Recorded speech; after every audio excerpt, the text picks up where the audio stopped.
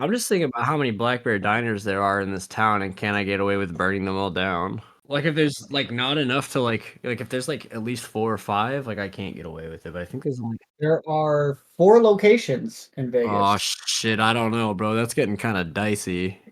Last time, session 51, a belch of the beast. Well, kind of the aftermath of the belch. Nevertheless, we began last session near the back right hip of the Tarask, where Garuld was in the process of being torn apart by froghemoths, and they bite and gnaw at him, his remaining body, before they consume a good portion of it. Reinforcements from the fifth house arrive just after he falls, and they kind of engage with the remaining monstrosities and the Renas druids controlling them. Clom, who assisted Garwold before, arrives as part of that group. We then jump over to Killian and Birdman, who were at the Herald's Tavern still, despite the alarms going off about the Tarask awakening. And the doors of the Herald's Tavern being locked by the Tavern Master Greendar. As that's kind of all happening, Killian sees a panther. Eventually realizes this is a panther. You guys eventually put together it's Leandra that's being chased by Jim and other Lupin guards for something she stole. She convinces Greendar to let her in, and then Killian and Jim see each other through the glass and kind of acknowledge each other's presence, and Killian's like, I got this kind of thing, with his gestures. She took Leandra what is called a moon crystal, sacred stones of the Lupin people, that mark the authority of their pack lords. They're, kind of what anoints them almost as alpha for the packs that they establish. She took this priceless artifact, ages older than her, and Birdman and Killian are eventually able to convince her to give the stone back to Jim. And even with the warnings and yells about the Trask awakening, it's not necessarily something that, let's not create more problems was a general tone. Killian then decides to leave the group and heads for the center of the city where the Tarask is stomping about. Birdman joins him quickly thereafter, hopping on Killian's shoulders, riding him almost like a mount, to the central keep where the Tarask is presumably awake. Mel has been spending her time, and I'm going to continue for her to basically do this. She gets kind of wrapped up in the people of the city. She's been parading around with her militia, and the throat and the larger sections of the city kind of we're getting wrapped up in the chaos of the people reacting to it, I would say. We then switch to Fawin and Venator in the underbelly of the city in projected images, as they were after they've kind of investigated what the Ninth House has been doing with the former 12th House's tunnels that the Drow created. And they kind of confer after they return from that projection about taking action against the Ninth House.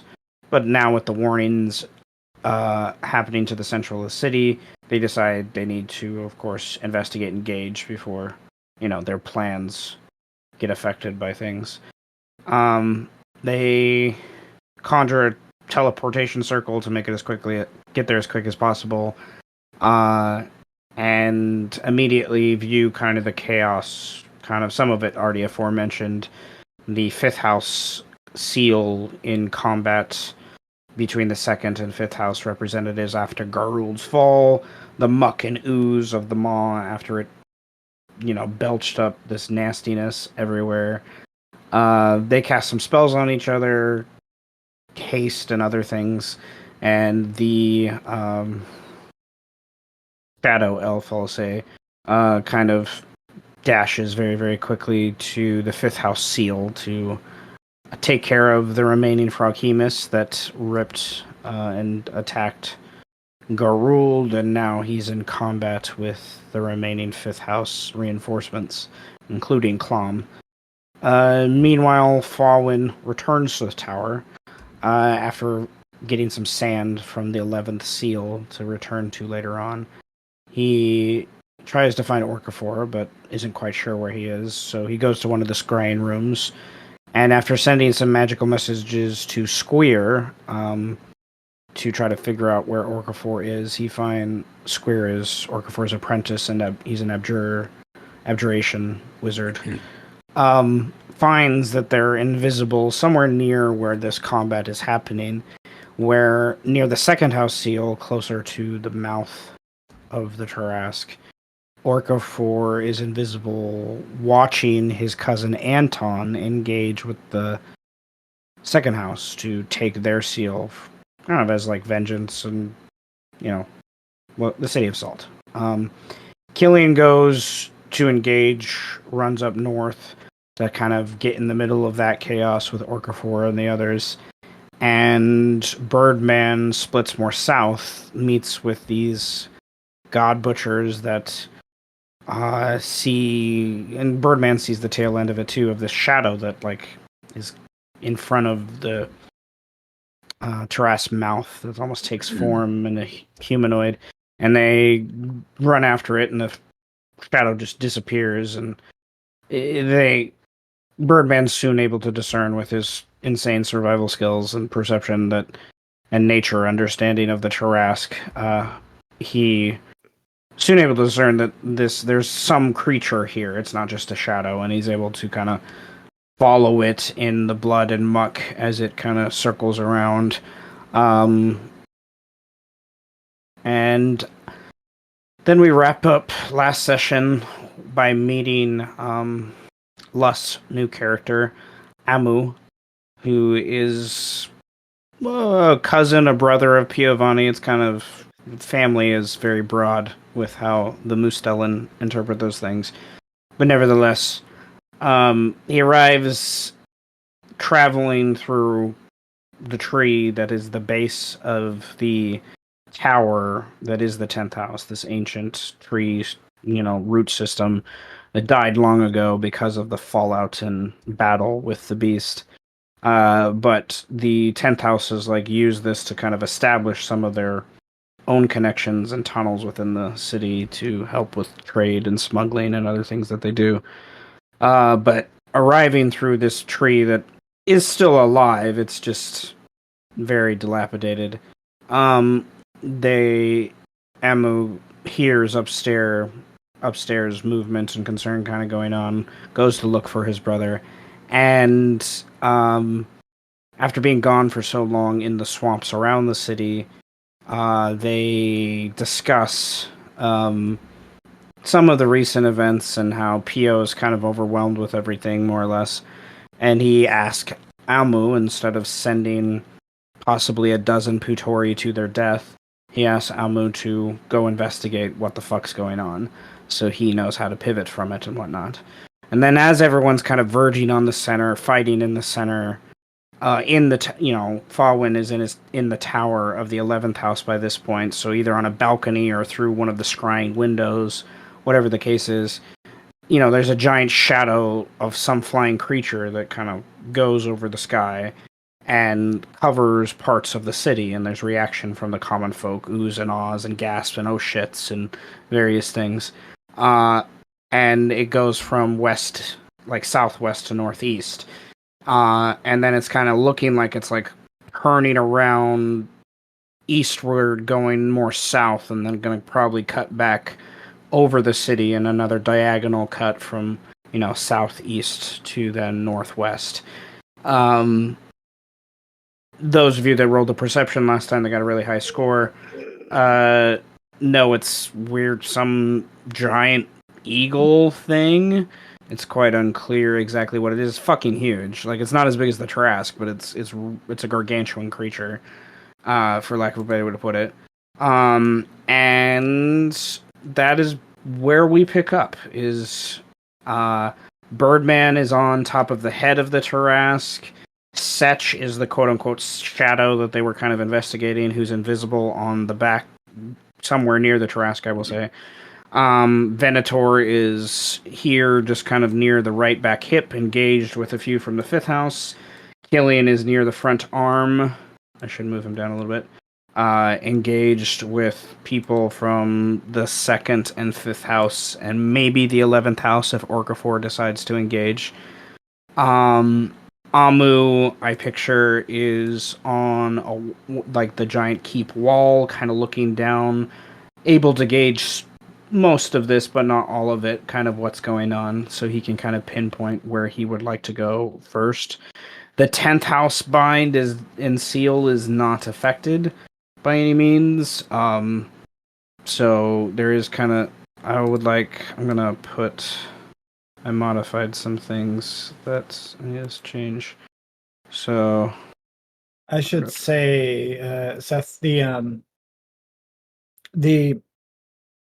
brother relationship, it can just be one of those street brothers type things, like not uh blood that's kind of, related.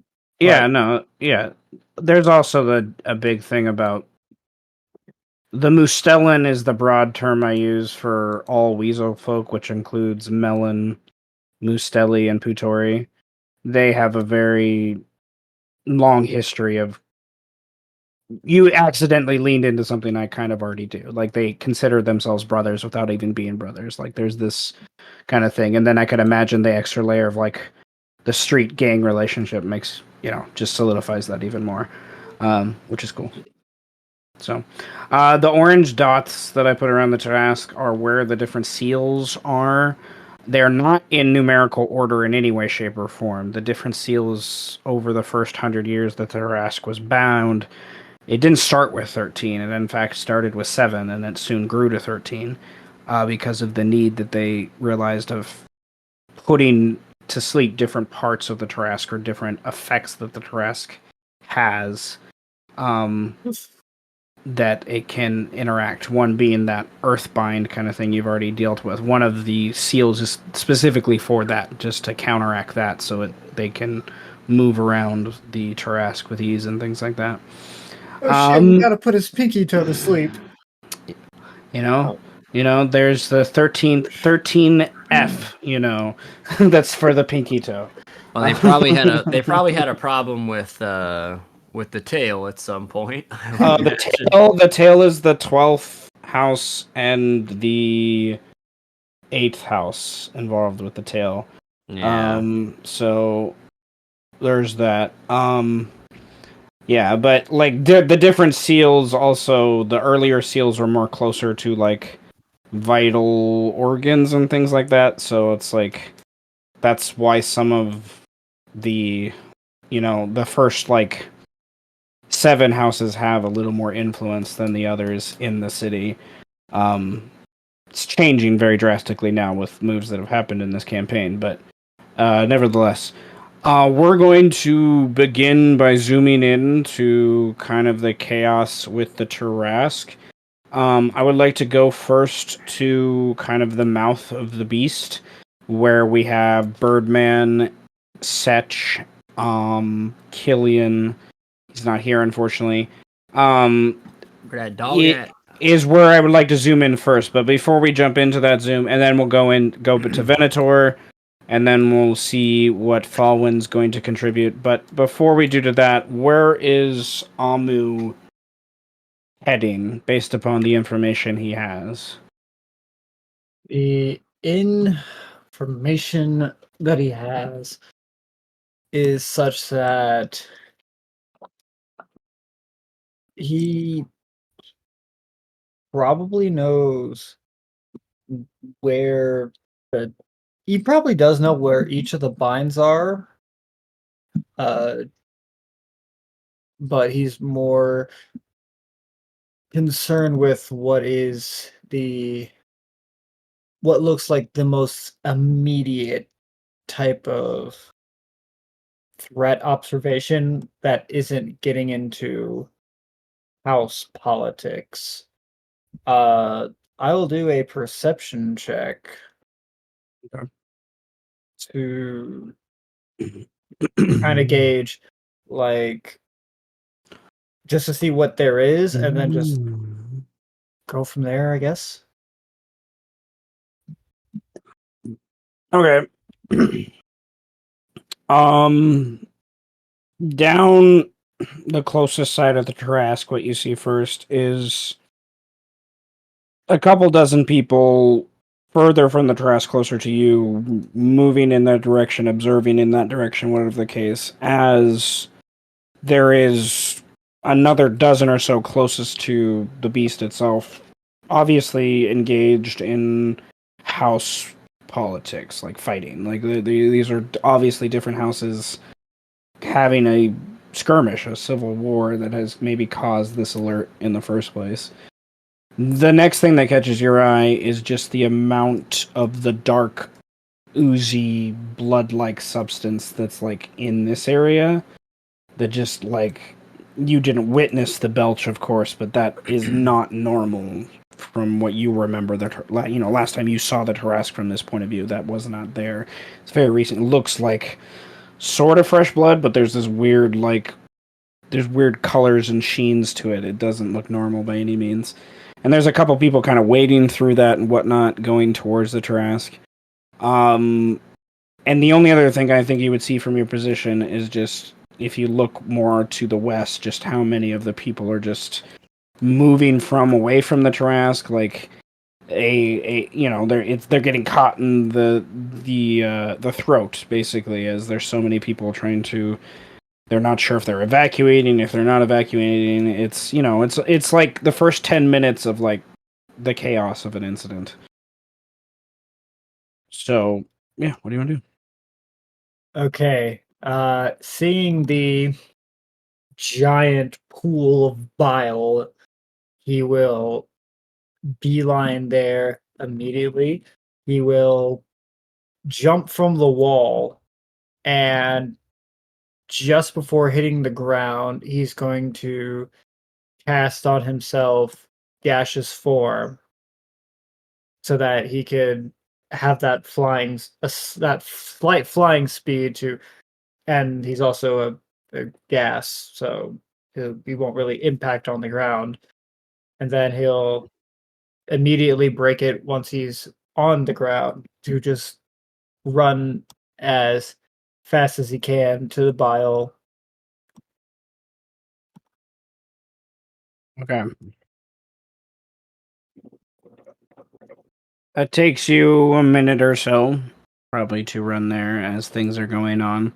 So we will zoom in and I will drop you on that map and then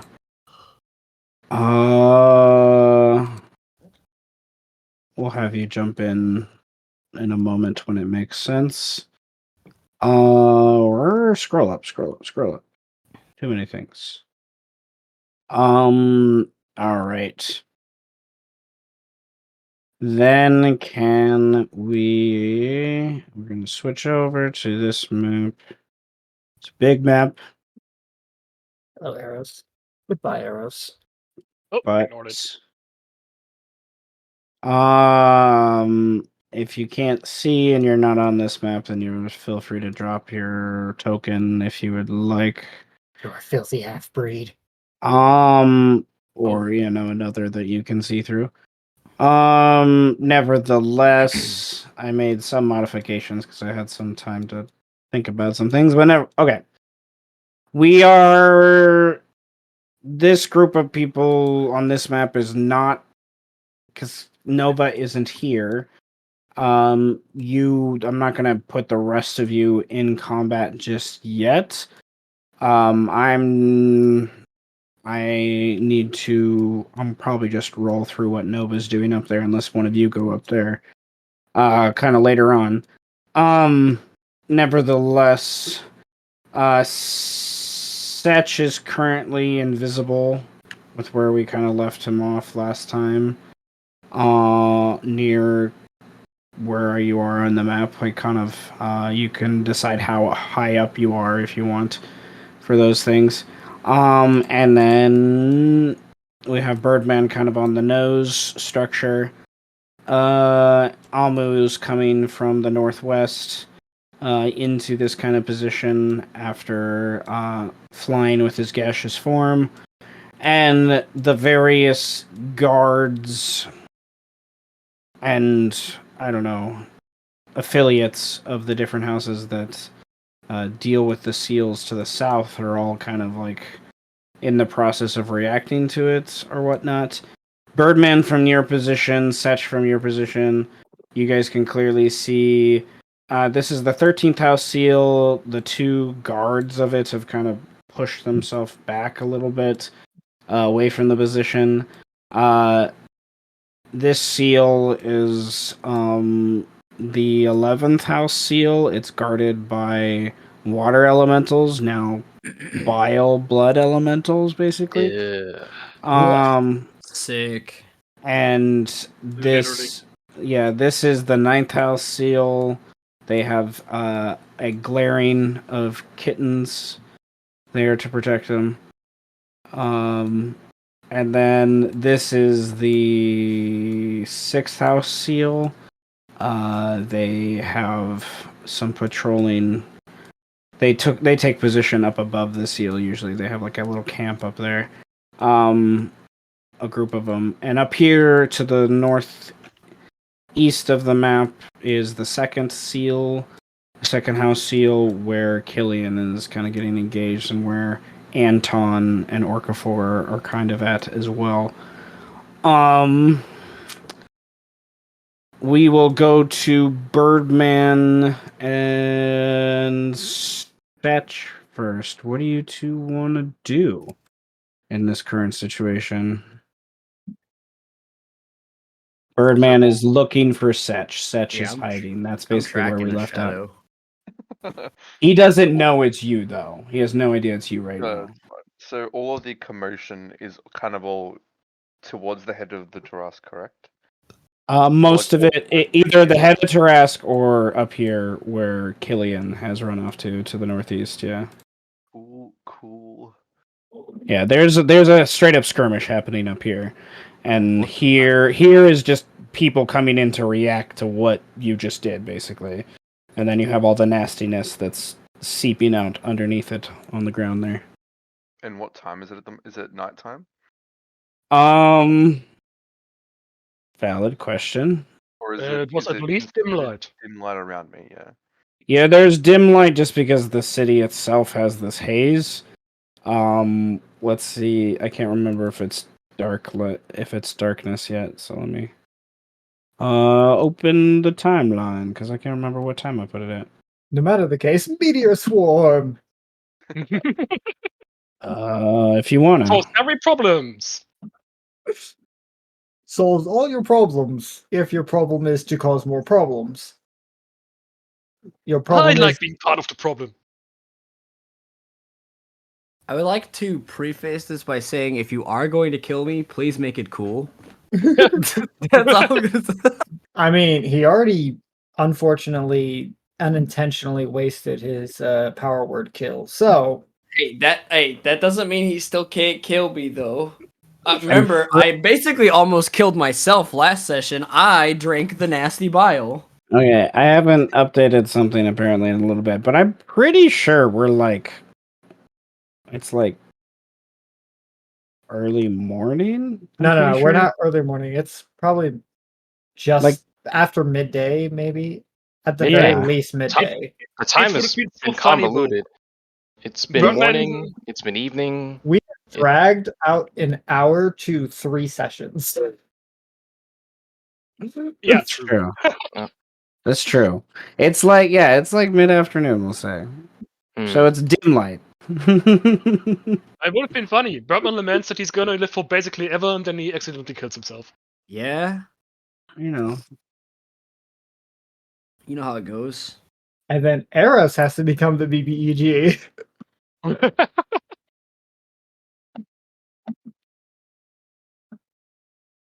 No. Okay. Well, what do you guys do? No.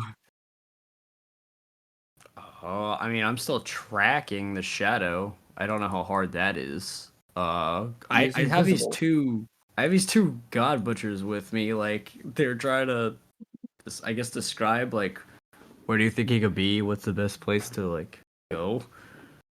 Like where's the easiest place to access? I guess is what I'm asking them first. Like, hey, where do we go? What do we do? We made it up here. So now what?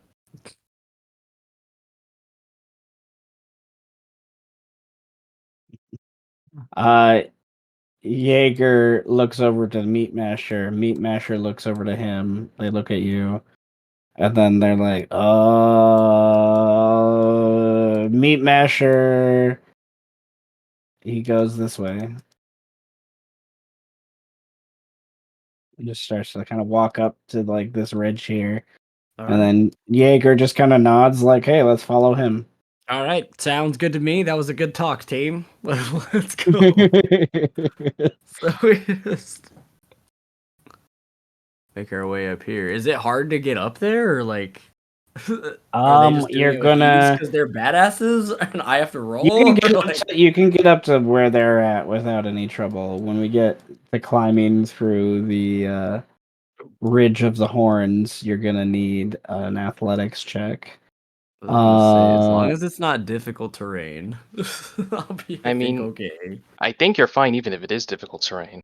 I will be fine if it is difficult terrain. Athletics is kind of a problem, but That is fair. if I'm getting assisted, it should be fine.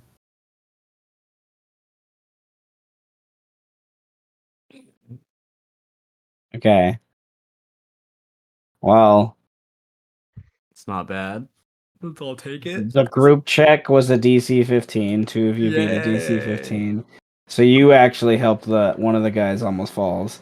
And you guys kind of get up here, and I'd say when they get up here, Setch, out of the corner of your eye, up above, kind of where you're positioned, you would see, I think, the chest of this dwarf kind of come around the corner, and then like the top of these their two heads, kind of appear. At that point, yeah.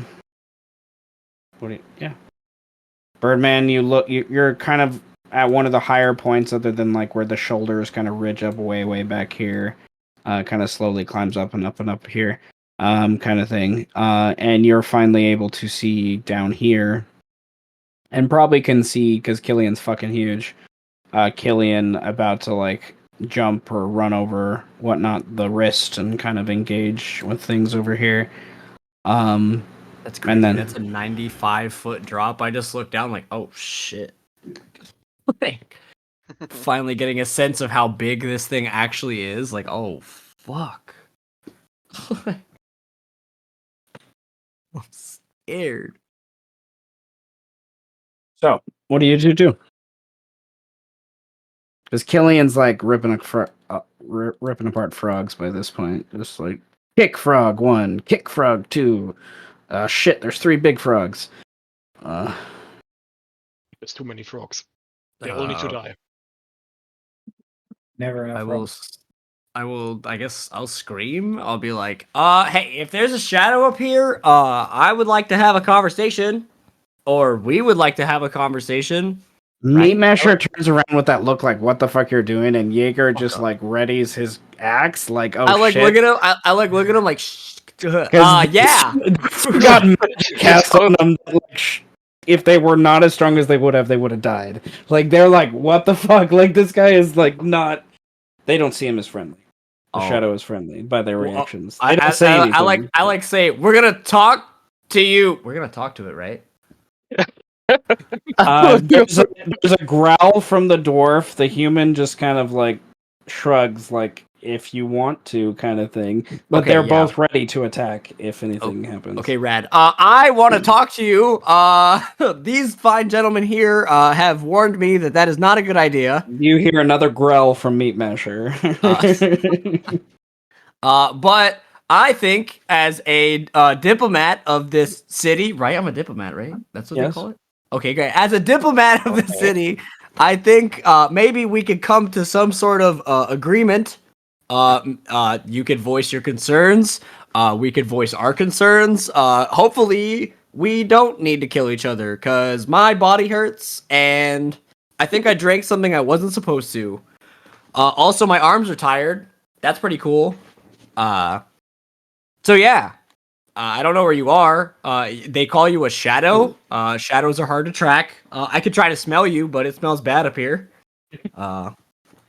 So let's just make this easy for everyone and not kill each other, yeah? No? Hello? Please? I would kill. Power kill. I just fall over and die. You tumble off the side, I fall will. into the bile. I will be the only one of these two people who die instantly. You should. Oh. I'm So yeah, just I just propose it. I'm like, hello, we could have a conversation. gonna ignore Birdman and just slide down this. Yeah, that seems like par for the course these past like 6 sessions. I lost my job the other day. Kind of unhinged. Actually, I'm gonna lose my job in T minus 15 hours. So you know how it goes. So that's like 15 sessions. Yeah. I'm like, I'm just gonna slide down the neck, and then before I hit the ground, I'm just gonna use Shadow Step or Shadow Walk.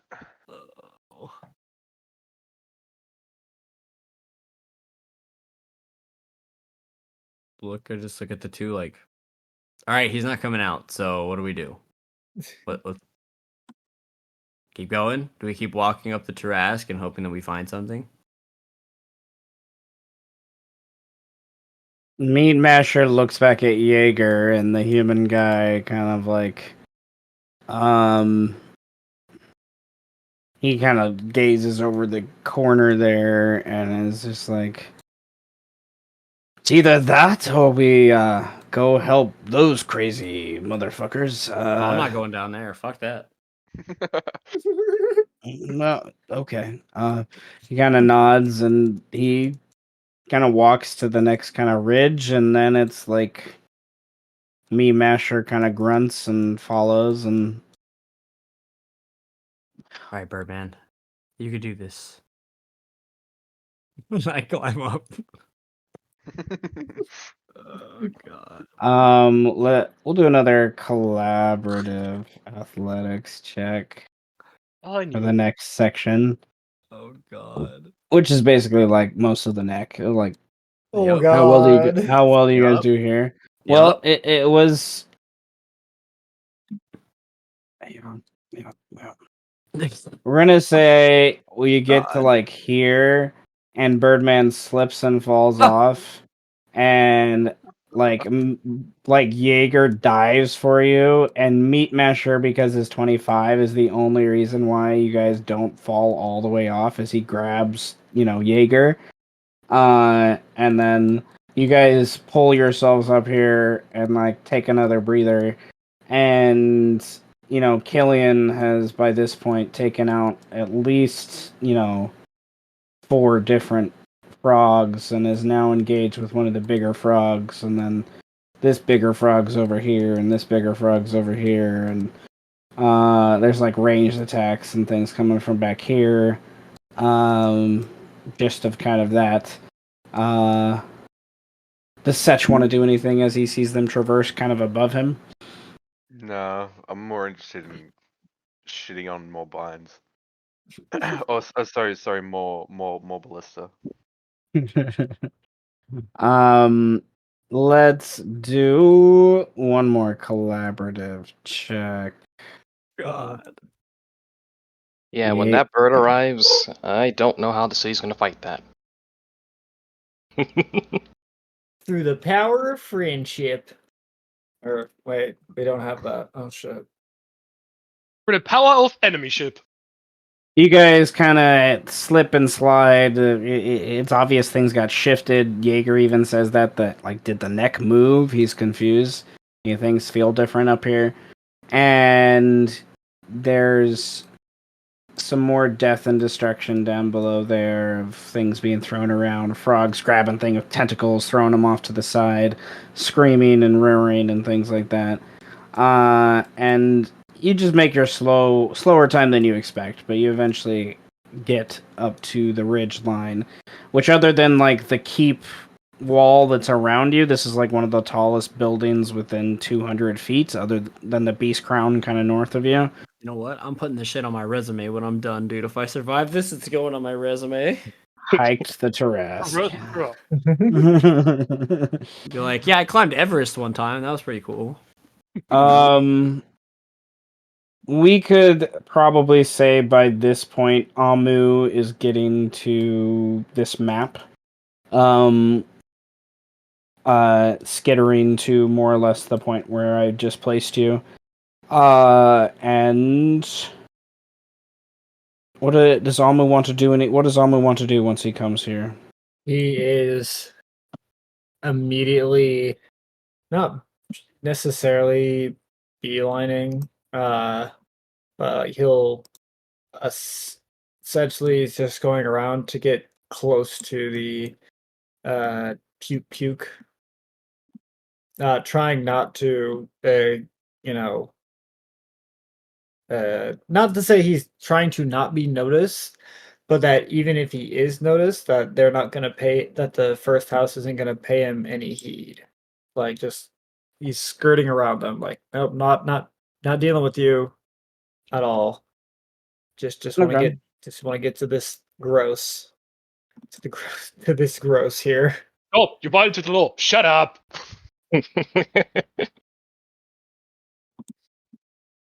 Okay. You've committed crimes against firemen. The ground, because of this bile and stuff around, has become very muddy and almost soupy, and you have to kind of like trudge through it as you get closer and closer to it. And then there's the clear like demarcation where it's obviously this greenish red color that like makes your instinctively like halt away from it. It is so disgusting. It is, and you're a creature of the swamp. Like this is not, this is the kind of stuff that the swamp needs in some way, but in this quantity and this density and consistency, this is stuff, it's lethal. Like this is something that's going to destroy the land and slowly just eat away at something. The land's pretty much dead around the Tarrasque anyways. Nevertheless, you see neither of the seals, thankfully, that you're within eyeshot of and your current position seem compromised. And you just hear, further commotion from the skirmish north between some wolf giant thing and other frogs and whatnot. What do you do? And then we'll see what Setch and Birdman want to do. Doing a nature check on the bile. Okay, what are you trying Well, to discern? just the pretty much like, is what it looks like what it all there is, type of thing. This is not just bile. You're not surprised to see blood in there too, because they harvest from the creature. But fresh blood like this, that is from more of an arterial sense, closer to more vital organs, is rare to see outside of the Tarrasque like this. And then there's this weird other sheen on it that you're not exactly sure what it is, but some other bodily fluid that came out from the mouth when someone, quoting a little bit of Lord of the Rings, when they delve too deep. Huh. Well then. Okay. Okay. Okay. Uh oh god. Don't panic. Panic. It's fine. Everything is absolutely fine. and he starts looking up, eyeing the ginormity of the Trask from his perspective. Much more bigger than it looks like to other people. And Yes. he is going to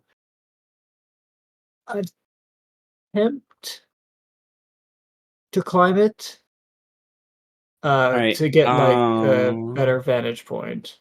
Okay, you as a Mustelli have a climb speed, so just takes you some time to do it. It's not really an issue. It has plenty of skin folds and scales and other things to kind of grab onto as you go, but it is slick with some of this substance that obviously sloshed up for the first like 5 to 10 feet. I'll do an athletics check to speed it up. You can do that, yeah. 13. Okay.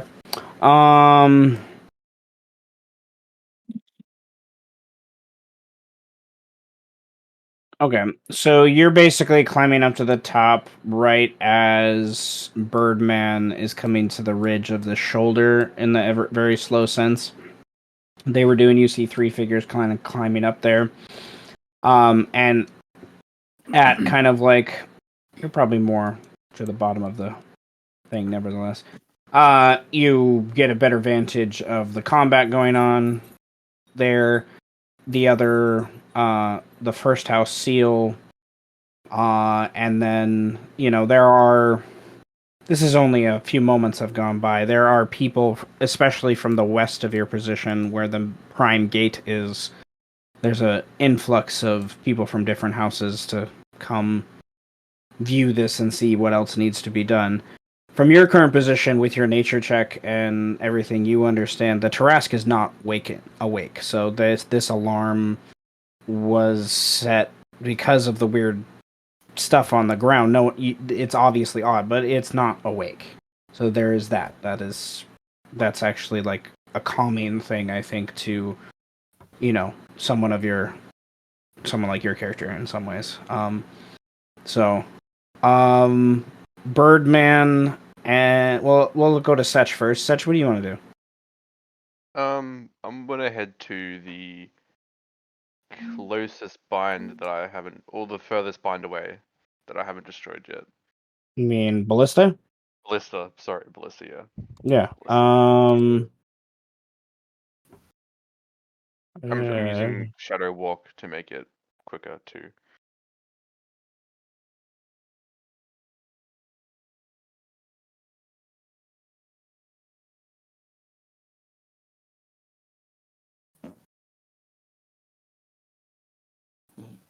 Alright, I imagine the closest one would... Yep. Would be heading more or less, like, east, like, down the spine towards the butt end of the Tarask is actually where the closest wall is.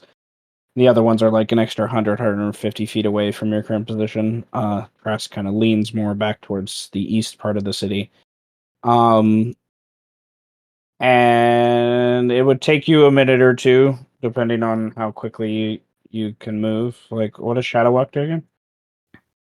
I can move from dim light or darkness as a bonus action. What's the distance? 120 Okay. feet. Oh, Dim okay. light or That darkness. hit. Okay, so what would take a minute takes you like 4 rounds, basically. Like, 18 seconds. Just, doot, doot, doot, doot. Just poof over there to the east. So you're not even on this map anymore, basically. So you would jump back to where basically your last poof would get you to the base or to the top of this wall, depending on where you want to be. But at least to that wall back here. And when you get to the wall with your passive perception, you can clearly see the eagle creature is coming back through over the center part of the city. Not quite to your position just yet, but like is obviously diving down a little bit low, not super close, like within 1,000 feet. Much sooner. But trying to get a better gauge than its first pass, which was a couple thousand feet above you. Is it similar to the one that was in my dreams or no? It's similar in the aspect of like it looks like the same creature, but your gut is telling you to not trust it. Yeah, cool. Well, I'm going to continue on breaking the shit out of this ballista sneakily. I've got 2 more disintegrates, and I can make 1 more. I can make a couple more, actually. Okay.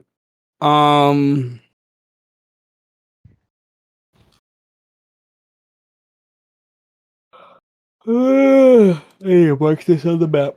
All right. Got that one. That one. Oh, that one's over here. That one, and then you're jumping over to this one. Okay. So there. It would be a different group. So let me do 1, 2, 3, 4, 5, 6, 7, 8, 9, 10, 11, 12, 13. Yes. Okay. So give me 1 second. I made a map for this. I just need to change out Oh, good. which house it is and kind of adjust the map real quick. I'll adjust the map. We'll get situated, and then we'll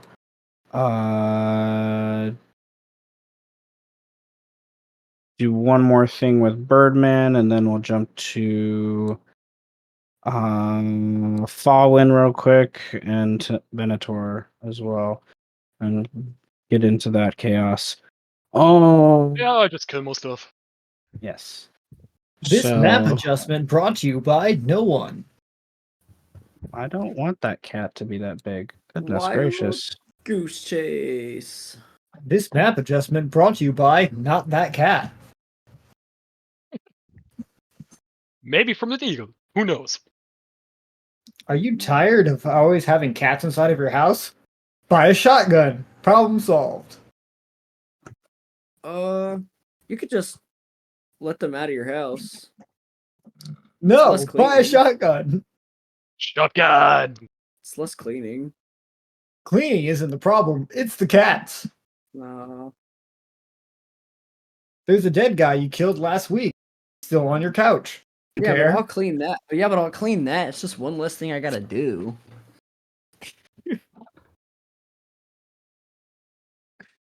Like, I already gotta clean up this dude on my couch. Now I gotta clean up a cat in the corner. Then I gotta probably fix my walls because I'm destroying them. Shotgun. One cat. Oh, wrong house. Sorry about that. Ooh, sorry, wrong house. We thought there were 10 cats in here.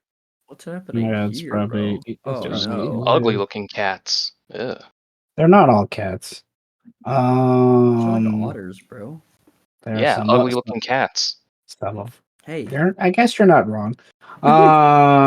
you leave the otters alone, bro. They're not doing anything. They're just chilling. They're fucking swimming. They're swimming. They're clapping. They're screeching. Okay, so we don't really need dynamic lighting for this one, but nevertheless, this wall kind of cups around and over the ballistae, and then there's like a slot for it to like raise up to shoot, and so it kind of like can turn 180 degrees this way, and then like 100 degrees up and down through some of those things. And then there's this wall kind of like a teacup almost is like around it, made out of dense wood sealed with iron and stuff. And then it's kind of at a different place on each one of them, but each one of them do have like a door situation. You've dealt with the last 3.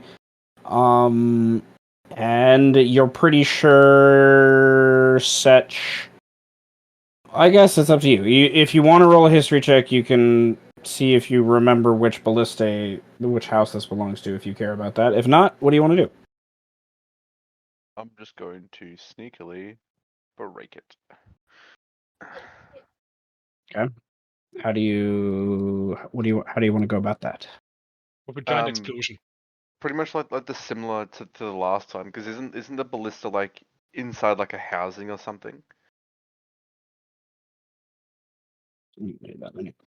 Yeah, that's what the wall kind of structure is, basically. Yeah. I just want to be kind of on top of that and find like a I want to use my snake to like kind of go in there and peek around, so I know exactly where I need to point my disintegrate, Whoa. and I can just teleport on top of it pretty much if it's dim light up there.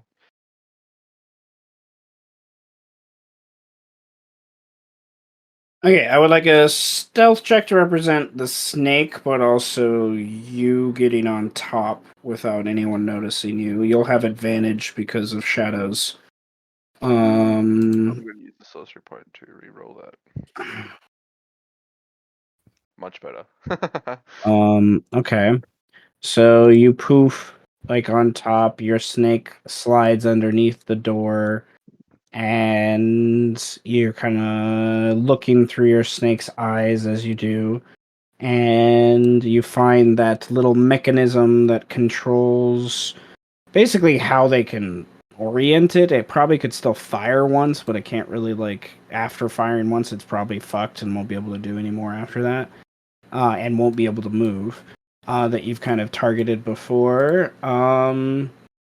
I would like a spell attack, like we've done before, to represent the aim at this, to try to get this exactly where you want it to be without drawing too much attention. 21. 21. That hits, and there's kind of a clank and shift noise with the kind of discussion and whatnot that's going around with the other people, Animaesus around you. There's a little bit of a brief, like, what was that, by a couple of them, but none of them, something for the whim. Most of them by this point with this, what's going on, honestly, have gone to the edge here and are like, what the fuck is going on? Like, watching, uh, kind of situation. So with your nat 20, I will say you easily can poof away without any issue. Your snake kind of slinks out underneath and kind of slides back up your leg onto your shoulder and joins back up with you. Before you poof away, I'll say. And then where are you heading To the next? next one. North or south? Because Let's they're go. ridged all along the edge. They're dispersed about 100, 150 feet between each other. Under normal circumstances, which one would be the harder one to go for? North or south, from my knowledge. So if I were to come back, You're I'd more imagine likely to be noticed if you go north, because north goes more to the Beast Crown, and there's towers and things, higher level buildings that are at level that someone else might see you just by chance. It'd be kind I'm of gonna thing. go north. Um, I'm gonna cast invisibility again. okay. So you start to head north to the sixth house, kind of ballistae that's manned. And Baldwin, you Hello. are in the scrying room. I imagine some of it is almost like a weird TV screen with different images coming up from what's happening, focusing in from different angles of kind of what's happening around the center of the keep, as well as what's going on with the throat and some of the other reactions from the Beast Crown. Most of the ones from the Beast Crown, like, what the fuck is this thing up above? You probably, by in loose indications of what's going on, especially with this weird eagle thing, Orcifar's probably going to make his way back here right quick. Just would make sense, It's kind of his bunker. What do you do? What do you want to do? Well, I already did tell Tenebris that that Orcafor was down there invisible, and for him to watch out for that. Uh, but still, like in Farwin's mind, he's like, Orcafor's move is too aggressive. He could have easily observed the battlefield from here. What does he to gain from going there in person?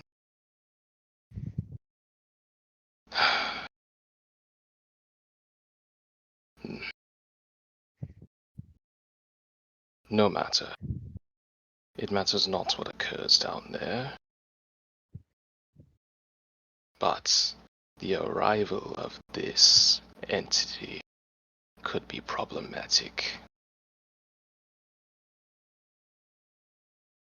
This city lacks the proper defenses. I'll have to account for this. I guess the immediate sense of what he would do, because again, Farwin has many plans in place. Yes. But you know, Yes. there's definitely a big one that he wants to accomplish. And because I believe if he accomplishes this, then other things can move out smoothly for the most part. But again, Orcfor's not here, Tenebris is not here, so I guess I can squeeze in two things technically. The one thing I'm going to Farwin's going to try and do. I think I sent a message to you, so that way I don't forget my train of thought. What did I? I did, yes. Oh, I decided to do that. Let's try number 2. That I sent you in your DMs. See if I can try and do that. And I guess to kind of get a head start when Tenebris comes back, if he does, try to see if we can make headway towards finding the past Binder Lord of the 12th House. So that way I can make that visit. Okay.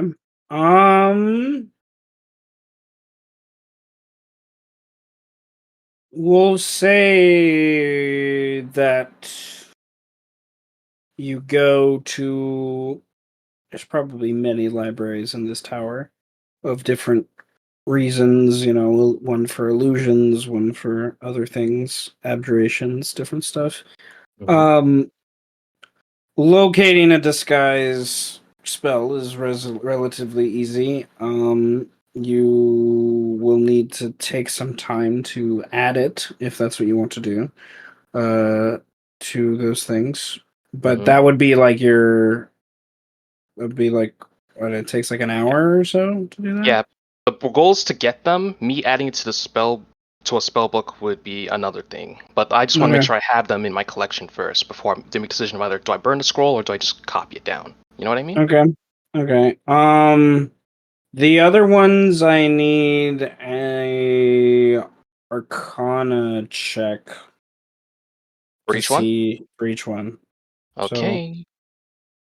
Alright. Check number 1. Check number 2. why did I Check even number ask you? You have a plus 16. Yeah. Check number 3. Check number 4.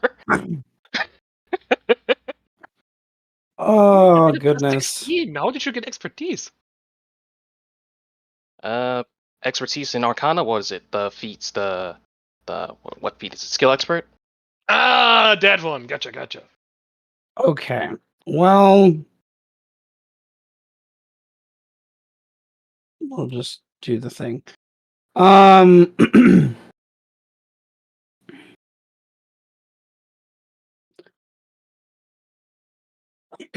Sorry.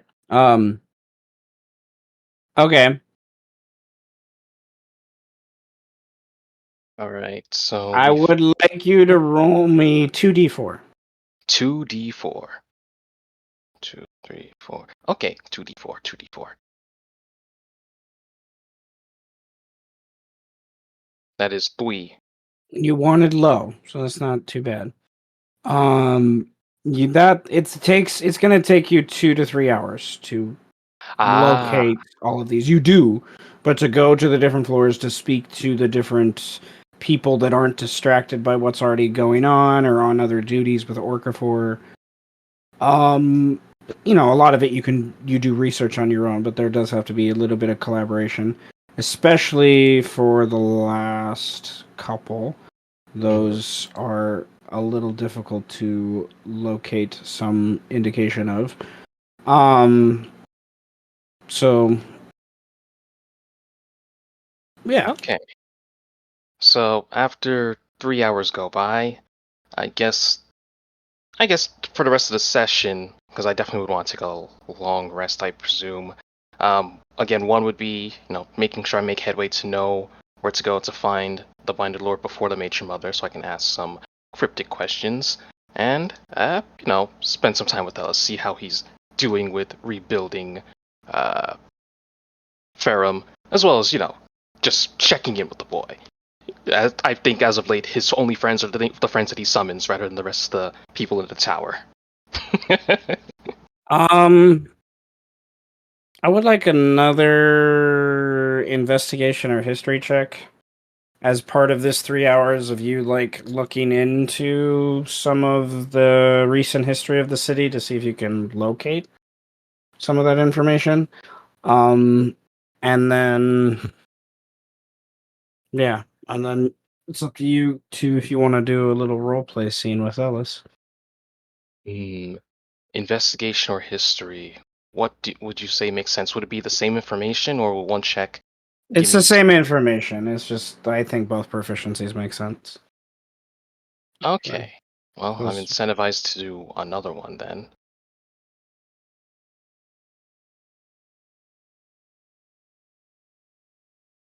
Okay.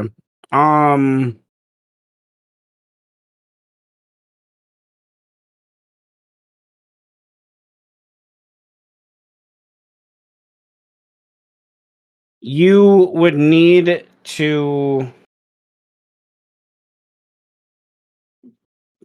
How do I word this? You need to find a high-ranking drow to understand what actually happened that night. Someone that was there with the matron mother when that transfer happened to know what happened to the body, on whether or not it was actually buried or something else was done to it. All the information you can find that the 11th house is aware of is no one knows what happened to the body after 2 dates before the occurrence when everything shifted. No one knows what happened to that previous binder lord. And then you have this look-alike that they put in that was Butthead there with the X. I forget his name, that was killed by the Ninth House. That was kind of sort of, that's all the 11th house knows, is they placed a human to kind of be this marker, and someone the previous lord transferred it to the human, but within 2 years of that happening, Orcafor knew it was the drow in charge. He just didn't know who they were. So. And it took him by notes and stuff that you're seeing, it took Orcafor a while to figure out how much the drow actually did in that one night and how long they planned it. This was years and years of planning to take over the 12th house in one night. Okay. Well, this is what in Farwin's head is this belies a problem. It would just lead us back to the matron. And time is not on our side. Or one of her siblings or something. But the other problem is most of the drow have been routed out. It would pretty much the time it takes to find a drow and getting him to cooperate. Farwin might as well just find the body of the matron mother, which of course means find the Ninth House. But again, because that's an investment of time given the changing actions. I'm gonna have to talk with Tenebris about how we want to move our plans up. We're dealing with Orcafor then. Because at the end of the day, our Binder Lord still knows the ritual. We might just have to compel that, as well as the word. You could. No one was successful with it, but what you're. I'll say with the investigation you've kind of put into this already. Detect Thoughts is a very powerful spell if you're successful with it. That's just but Orcafor understands that and he protects himself. It's just as I do. So that's why it's all leaning back to we're just gonna have to take it Or finding another binder lord that might be easier to manipulate. That idea comes to mind too. But Like, that takes time, Seth. well, yeah, but you also like, you know, someone like Rexani from the 13th house, or Boomin from the 3rd house, or Veer from the eighth Veer, house. yeah. They are all people that, or Kane from the 2nd house. They're all well known to be not. They have connections. They have social connections, political connections. They're not the movers and shakers like Orca 4 is, like Anton is, that are people that are just as powerful, if not more powerful than you.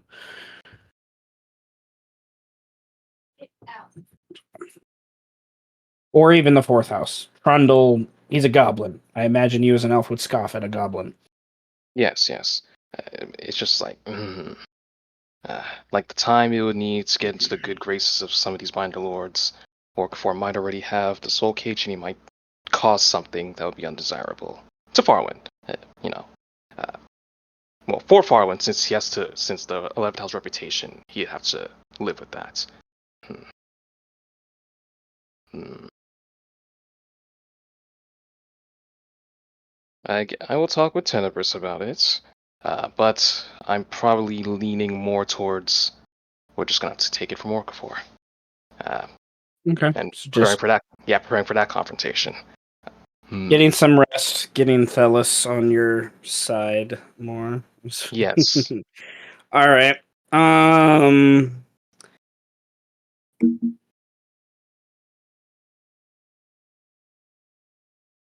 But yeah, so check in with Delis, help him with what he wants to do, hopefully gain some sanity back maybe, but not mandatory, but just overall, check in with Delis.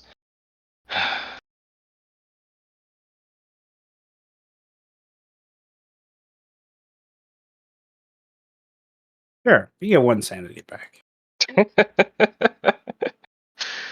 One whole sanity. One No. whole sanity. It Hey, could change your whole modifier, uh, depending on where you're at. it doesn't, but we take them.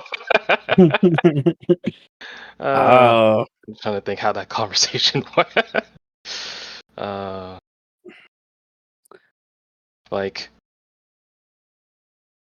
the Well, outside is a mess. It is as angry as it gets. The outside is an angry place. You went to the 12th house, my boy. We shouldn't have gone into the 12th house. We shouldn't have gotten out the way we got out. The outside is a mess. I don't know. I can picture Thelis now being like, oh well.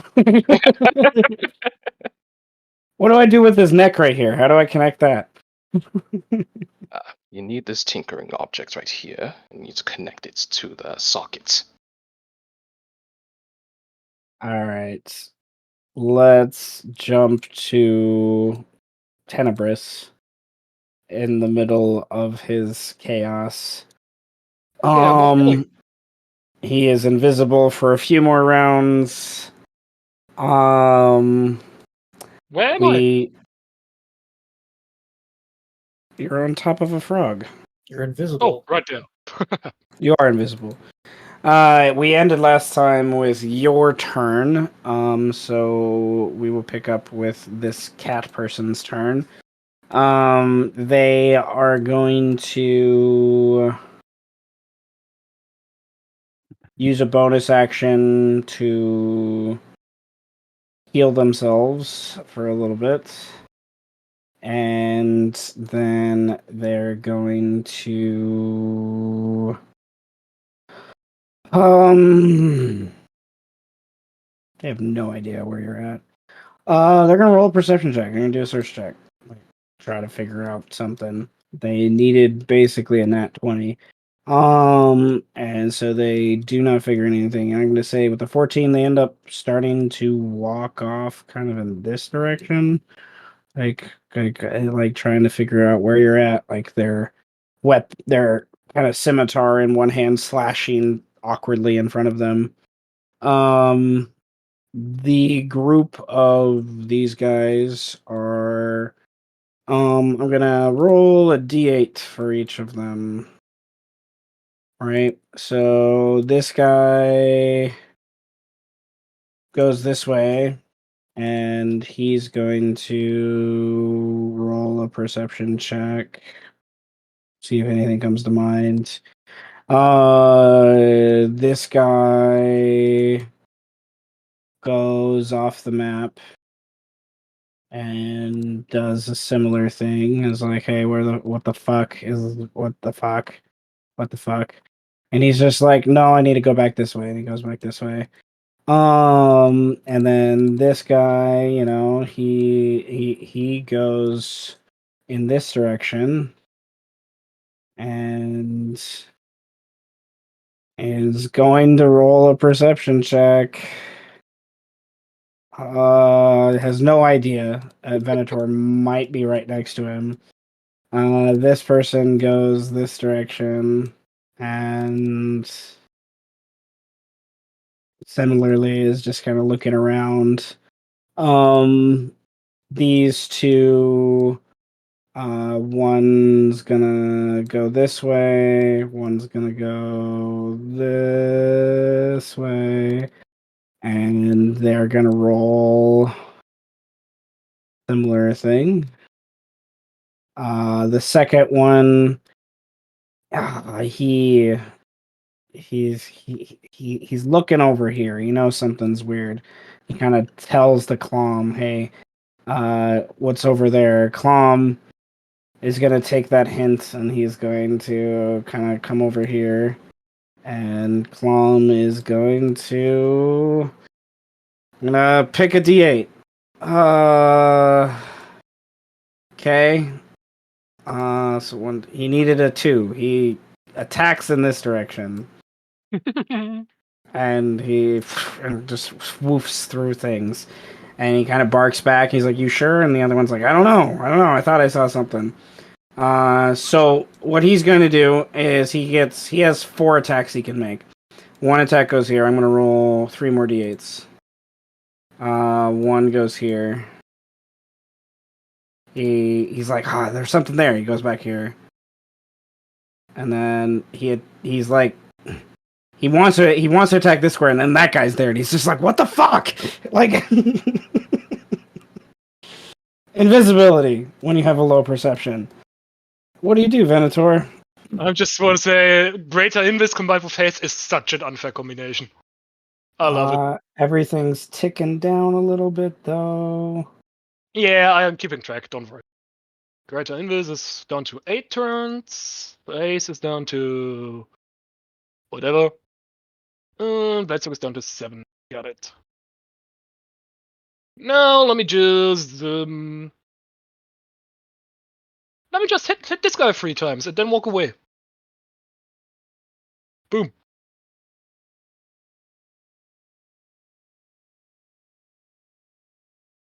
One will.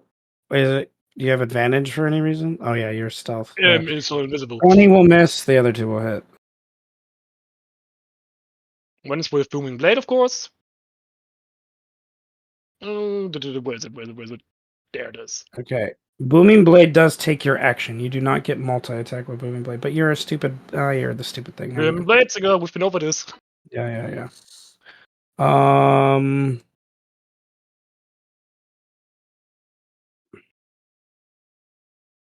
Okay. It's 26 and So 40. 1200 damage if he moves. Okay. Well, 45 actually. he has this. So the piercing is halved, and then he takes an additional -8 from the piercing. So the 15 does the piercing does no damage to him at all. That's fine. And then the thunder gets the lightning gets negated, and then the thunder gets a -4 from it. So 23 minus 4 is 19. He takes 19 damage. It's not too bad. Alright, then. Just in case, I'm gonna use this, because I want the resistance to everything. And go in the middle of here. Boom. That's my turn. Okay. Um. Yeah, she walked away. She hears Clom react, and then she looks back, and there's nothing there. So she knows something is back that way.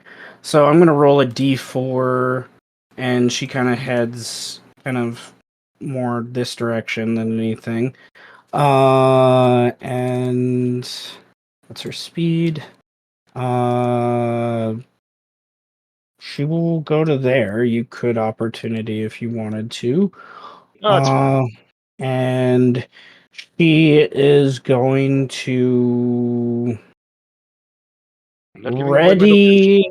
He takes off of her belt this bomb looking thing as best as Venator can see, and she's going to ready to toss that when someone else gets attacked. That's one of her friendlies. Can I tell what it is? Oh. No, you're not sure what it is. Hmm. Because you've been away for a while. Um. Okay, seeing that, this guy attacks in this square. And charges through it. I'm like, you're just not there, right? Okay, then seeing that, the rest of these guys, they come back over here. This guy goes in this square, and he's gonna roll a search check. Nothing. This guy comes and joins him. Search check. Nothing. This guy comes back over in this direction. Same idea. Okay. He sees a weird poof of like dust over in this like group over here, and he calls it out. He sees dust just from you like appearing. Doesn't see you, of course. It's like there's something there, isn't there? And this guy is just like it's his turn, and he's just like, "What? What are you fucking talking about?" And he's gonna go right in it, and he's going to, as he walks over, he has his gun. He kind of sets his gun off in one hand, and he takes out a dagger, and he's going to attack in this square right here with his dagger. Obviously misses you. Then this guy is like, I got hurt. I'm gonna go over here and take cover. And he's gonna take the hide action. And he can hide as a bonus action because of Goblin. So, and then he will take a readied action to shoot at whatever comes after someone in range, and he's pointed in your direction towards this Froghemoth, where people were attacked. Stealth of 15. Wouldn't that be useless against 17 passive perception? He doesn't know that. Oh, that's fair. All right. So having that happen, the goblins over here, this guy yells out over here. Clom is going to, I think he will move to there next to it. And seeing the goblin attack here, he is going to, I think he tries to go in your square and gets pushed off over to here. I think that's honestly what happens. And he's just like, what?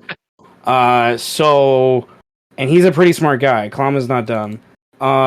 So he's going to go attack here first, then here, then here, then here. He just and see if he hits anything. So he has disadvantage on the one to you.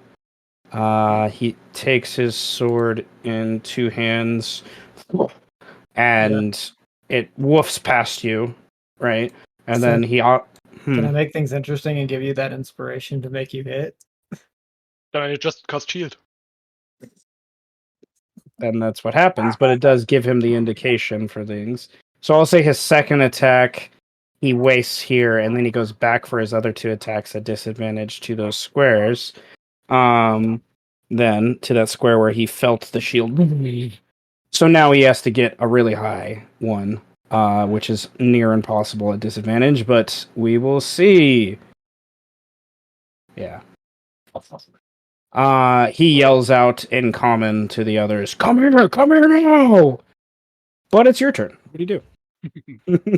I know it won't do I much. think I just thought it was funny. No, it is funny. I the imagery. I think I'm gonna sow some more confusion. I'm going to cast Steel and Strike again. Going from here to this Okay. guy, this guy, this guy, this guy. I will account for still one strike. Give me 1 minute. My dog is going crazy. 1 second. Not my dog. What people again? I'm just keeping track so that when This guy, this guy, this guy, this guy, this guy. Agreed. You can right click to and you can mark make the it linger spot. too, so you can Oh. track your path. I'm probably gonna do it one more time, but was it like this? Was this your path? Yeah, basically. Okay. Yeah, boner. I don't know why, but for some reason I just thought Seth would say like this guy in particular was going to walk up and then suicide bomb the area. Okay. Is it a booyah or something? Steel Wind Strike. Who are you hitting? Pretty Oh, the stealth path is path. right out here. It's starting with Clom. Okay. And then I whisper to everyone I hit, I'm right here. I'm here. I'm here. I'm here. I'm here. Wow. Well, yeah. Okay. All right, so that's 60 plus roll that dice. 60 plus. Did I even account for that? No, I didn't. So it's just 35 plus 60, I think. Yeah, that would be 60-10. Ah. Ow. Pain. Did I kill him? That's 95 No. points of damage. This is Clom. He's not gonna die from one attack. Okay. Max is a little goblin. To which I. Oh! Oh my god. The The elves are goblin- stealing good rolls. However, wait, is I dead. need to. Yeah, I know. What the hell? You roll. The goblin is dead. All right. Clom lives, the goblin dies. As The goblin is in fact. Wait? Let me bring up his max HP. Goblin is torn to You pieces. perma killed him. Like he's dead. Like there's no possibility to resurrect him. Like insta kill. Like no death saves. Fucking god. Not without a Also- powerful bro. resurrection. You need true resurrection to do anything. Yes. Wait, I need to bring that guy back to that layer because he's the one that has the initiative. Nevertheless. Okay, Next that one's fire for 24. 24 will hit, yes. 26, he takes it, but it does hurt. Ow. Next guy, 20. 20, he... Let me open a sheet, see if he can... Did I give him...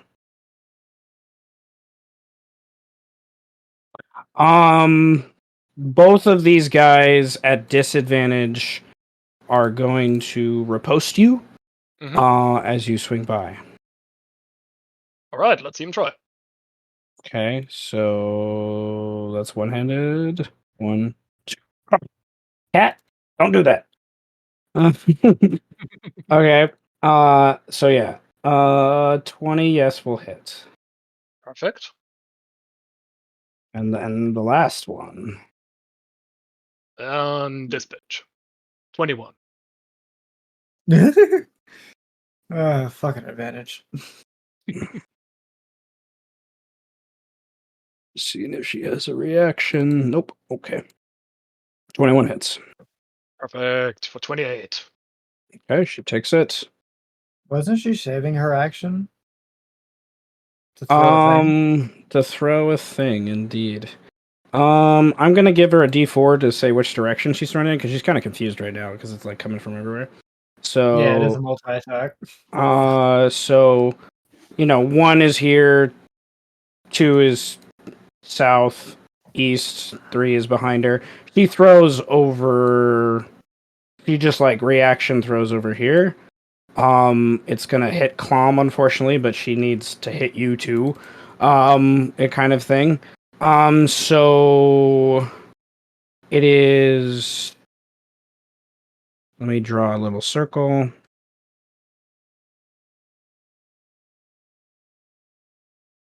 Almost have it centered there. Okay, she'll hit two of her. She'll hit two of her friends, but by this point, it's kind of desperation, I think, more than anything.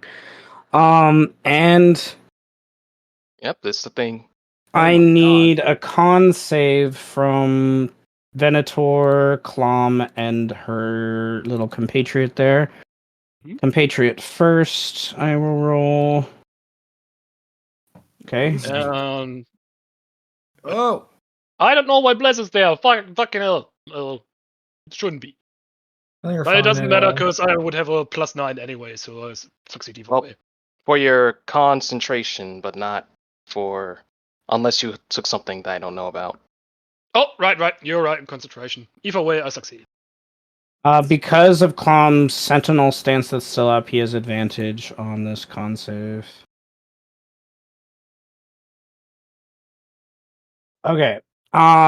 So all right, you take um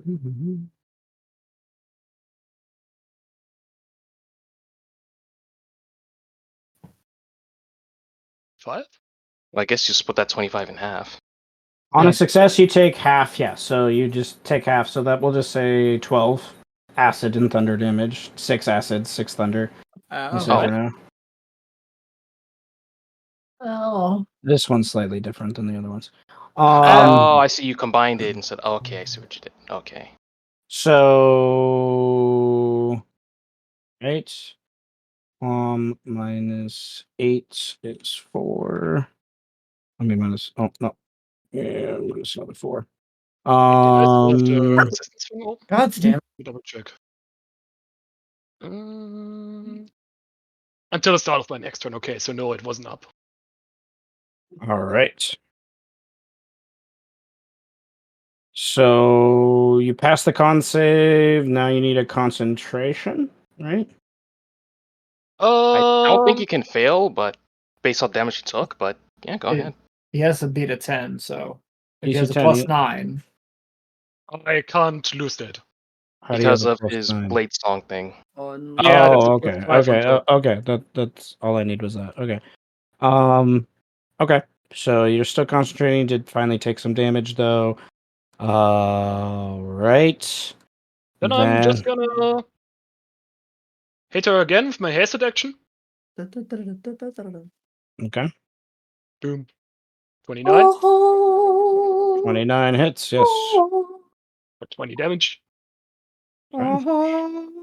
He takes it. I'm gonna teleport back somewhere else. Going over here, but this time I don't stand still. I'm walking over here. How are you teleporting? oh god. With Blessing of the Raven Queen. Once a day. It's once a day. Oh, you didn't do the updated one? Oh, it's supposed to be proficiency. Proficiency. Proficiency based. Oh, well, that's not what it says. Okay. Yeah, my fault. I picked the wrong one. I'm gonna change it. You fool! My foolish apprentice. Foolish apprentice. My 20 intelligence foolish apprentice. You forgot to update your But what's his report wisdom? card. But what's his wisdom compared to yours? 1 point lower. Okay, Well, by yeah. 1 point, I mean one modifier. Wait, hold on. You have 3? I think we're the same. I think we're the same. I have a 14 in wisdom. Oh, okay, 1 point. Yeah, so I'm 16 wisdom. Foolish apprentice. Wise you are not beyond your Wise. years. You are not. The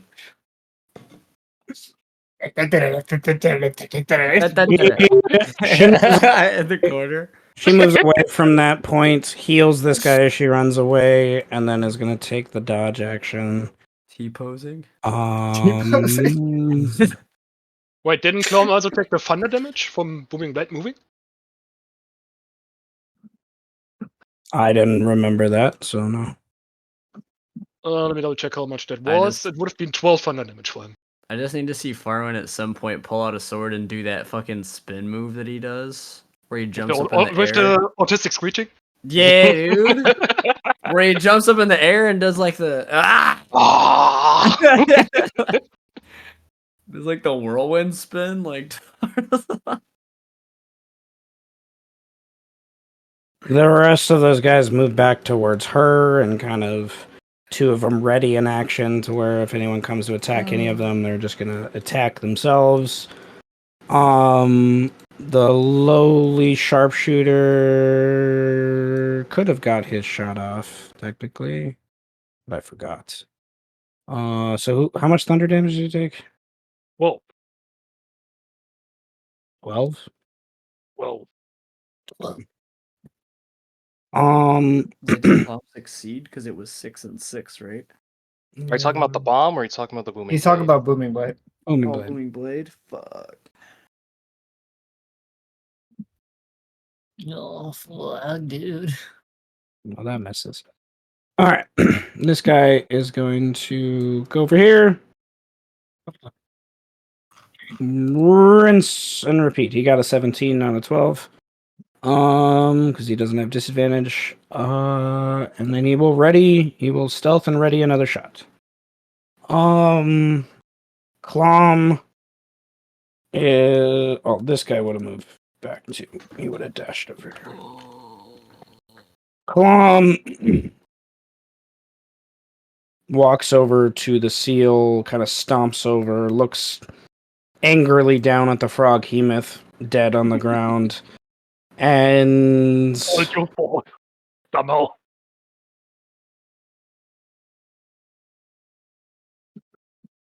I don't know what the fuck you are, but I know you're a fucking coward. That's his turn. As I run past him, I just say, "It's called strategy, darling." And then I move up here. Yellow belly fucking coward. That's all he says. Oh dear! Look at all his friends. Ripe for chain lightning. Power! Yeah. I need God damn I it. need Venator to roll a sanity save. Oh my god. All right.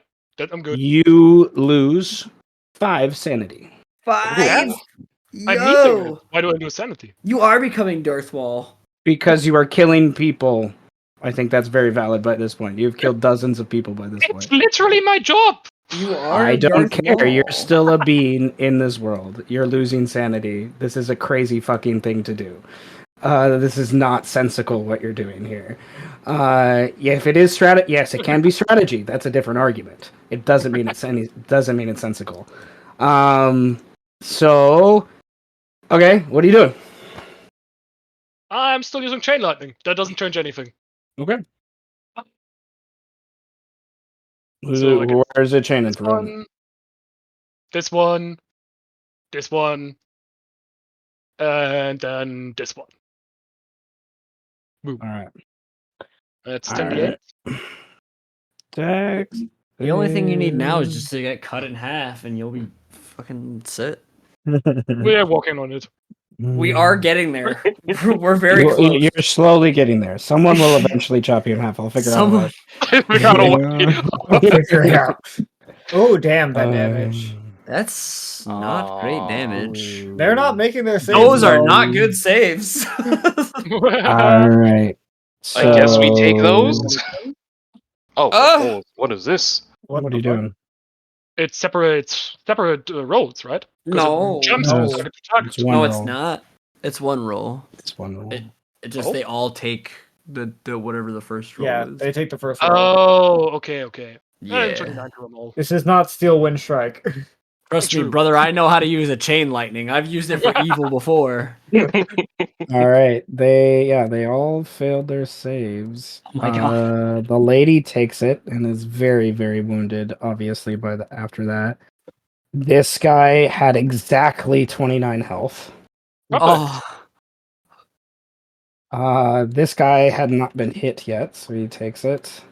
And the last guy had been hit, but he still has enough HP to take it.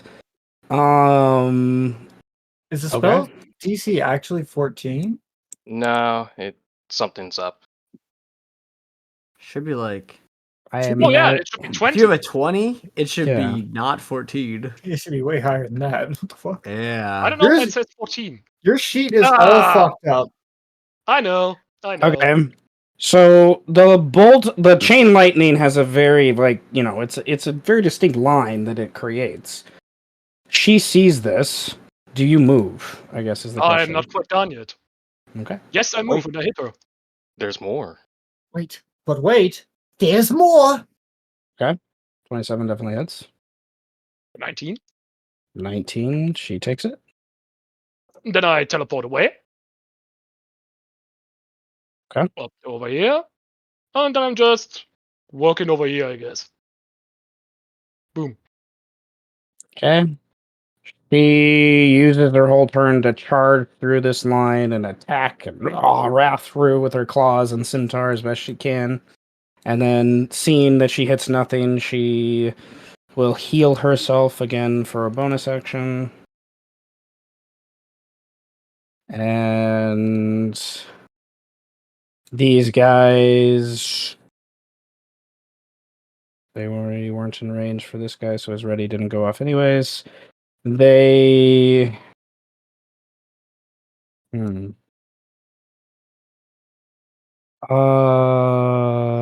One, two, three, four. They are loyal. Goes over here. Goes next to her. This is what happens when you let Batman prepare.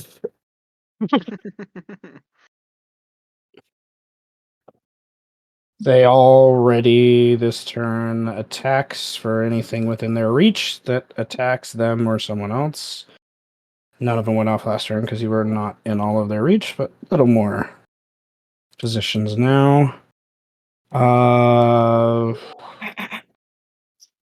You had that. That was kind of in the way. He sees them moving over here. He triple dashes to the other side. Motherfucker. And Jeez. then this is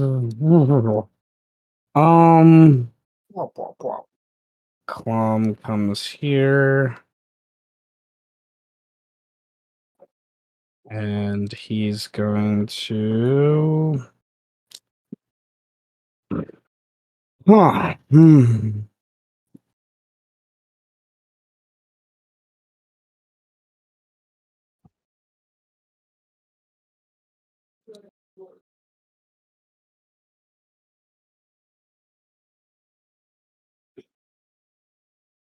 Okay. He will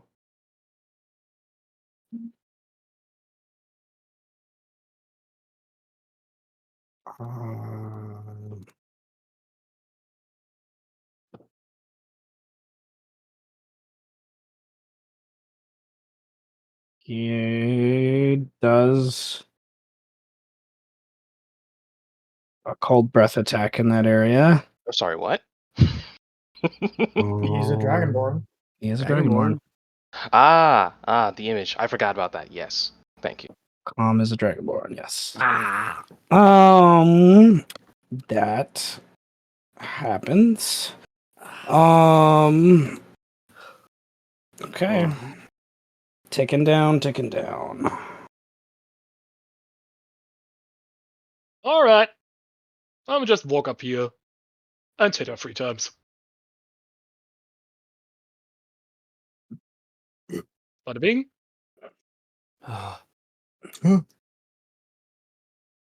Then comes the booming. God, every time I watch everyone play some sort of martial class, I'm like, why don't I do that? You're not Every deranged now. time, I'm like, why don't I do that? It's easy and it does a lot of damage. Oh. Oh, she dropped. Oh, is she dead Oh or? no! She down. I don't answer that question in this situation. You can figure that out on your own. Yeah, let's check these guys out first. Um, God damn! 11th House war crimes over here. Holy Christ! let's hit Clone. What's its ready to action? What was Is it that? gold? He doesn't have a ready to action. I was using that for a different thing. Alright, then get Because hit that's with what I that. clicked on.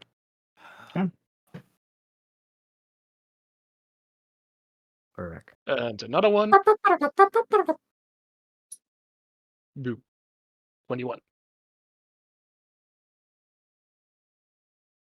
He only takes the lightning damage. Alright. Then kind of just laugh in his ear and walk off. It's over here. Okay. I think it's time. It's time. I'm going to inspiration point to Francis, Vedwin, Hello. and Brandon as I give this guy a +20 on his perception check. Oh. He Ooh. finds you over here and follows you. I spent another 3 to give this guy another +20 on his perception check. He finds you over here. I will give those to Brandon, Lust, and Francis. And then these two guys follow over. And they are going to take out heavy crossbows and shoot disadvantage in that area. And then none of them are readied anymore. All right. This guy, I'm gonna spend an inspiration point and give it to greed to give this guy 1 to greed and 1 to lust to give him advantage on both of his shots, which is equal out to a normal roll to you. Mhm. Telephone. 1, 2. All right, and then Palindrome numbers. this guy.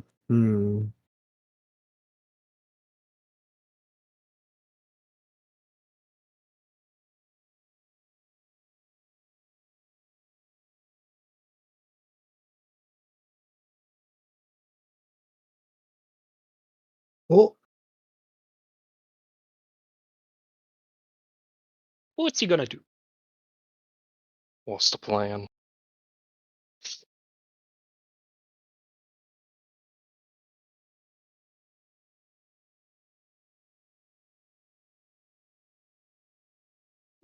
I'm gonna spend my last 3 inspiration, giving to Jesus. Vedwin, Brandon, and Greed to give him another 30 feet of movement. Jesus Alright. Christ. And then he will. I leave for like 2 seconds. I come back with 3 inspiration. I didn't do anything.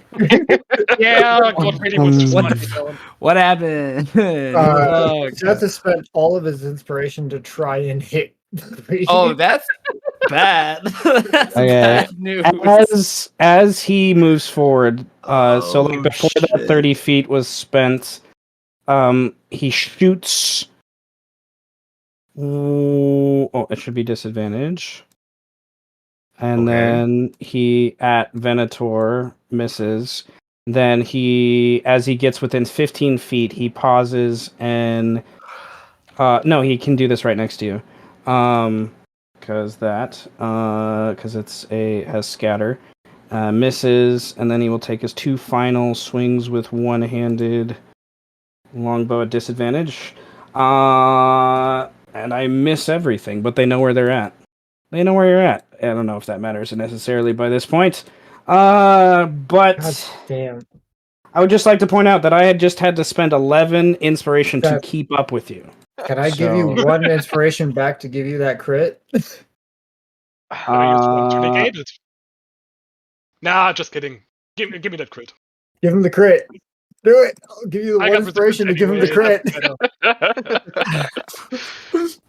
Okay, Well, well, To be fair, that's Sidious did not expect Maul to die, but he did fortunately have Dooku lined up, which was convenient. Okay, that's- Sidious also had more than one apprentice, like a fucking cheater. Okay. No. He Oh, said, no, "Fuck the it's- roll of 2." I'm not all right. doing No, with plus it. 16, not 12. Okay, so 17, 16. That's 33 That's damage. 15, because I still got thingy, Blessing of the Raven Queen up. The what thingy? Did you? Blessing of the Raven Queen. From my Yeah. last turn when I teleported. Are you allowed? Okay. Hey, He's barely been touched. This is the first time he's been. Well, not the Second first time I've hit him. Second time Second. I've hit him. Yeah, other Jesus than the bomb. Christ. The bomb and that. Okay. Greater invisibility and haste comboed You've got, together is an fucking is. unfair. I was gonna say you've killed like you killed like 10 dudes. All right. Crazy. So Inspiration on 2 spells. I stack potions on myself. no, I throw up. his other wizard friend is concentrating on the haste. Wizard They Master. they played this very well. All right. And I got 1 Evil turn more of bastards. invisibility than I have of haste, so the lethargy won't even matter. You evil fucker. Yeah. Oh, with Okay. Hitler, what do you expect? We had So what do- plans for this city to put it in its rightful state. We have plans for this city. Yeah, And well, I you am have- the all remember. city. I am the Senate. I see- am the 13 minded lord. I am the I'm all stage 13 horse. of them. Venator, what do you do? Let's see if we can wrap this up. Are you gonna make me roll a sanity save again if I use Chain Lightning? No, that was for everyone you've killed up to that point. We'll see how many more people you kill. Oh my god. That's gonna cast it at 7. So you step away. Wait, There's wait. 3 opportunity attacks coming at you. Real All at talk. disadvantage. Remember but what 3 Farwin said about making your way back to the tower. I mean, you do you, but you know it's up to you how you want to get back to the tower. 24 just misses. Okay. All right. What do you chain lightning again? What are you doing? You know, I killed a leader type, so I think I'm good for now. Klong's gonna have Leader one type. hell of a fucking enemy to chase after this one, bro. You have made an arch enemy here. Just, You have- know. yeah. Well, the funny thing is, he only sees the drow aspect. He doesn't know who Exactly. So he yeah. uses to our advantage Yes. to cause more fear. He has no dude- idea who he's yes. attacking. He has no This idea dude- what's going on. This dude's All right. gonna come back to the What- tower and be like, I killed 12 people for you, master. Like, what the fuck? That's fucked up. I just gonna get some ice cream. What the hell? How many kills did I get in total? Or go for it, look over and be like, are you what? What the fuck? I don't know. You killed 2 froghemoths, a goblin, a human, a cat lady, a handful of renas, a handful of frog people. All right, what are you doing? I'm happy. I'm teleporting back to the tower. Oh my god. What the fuck? Yeah, okay. You're not even gonna get chopped in half first? Loser. No, Nah. unfortunately.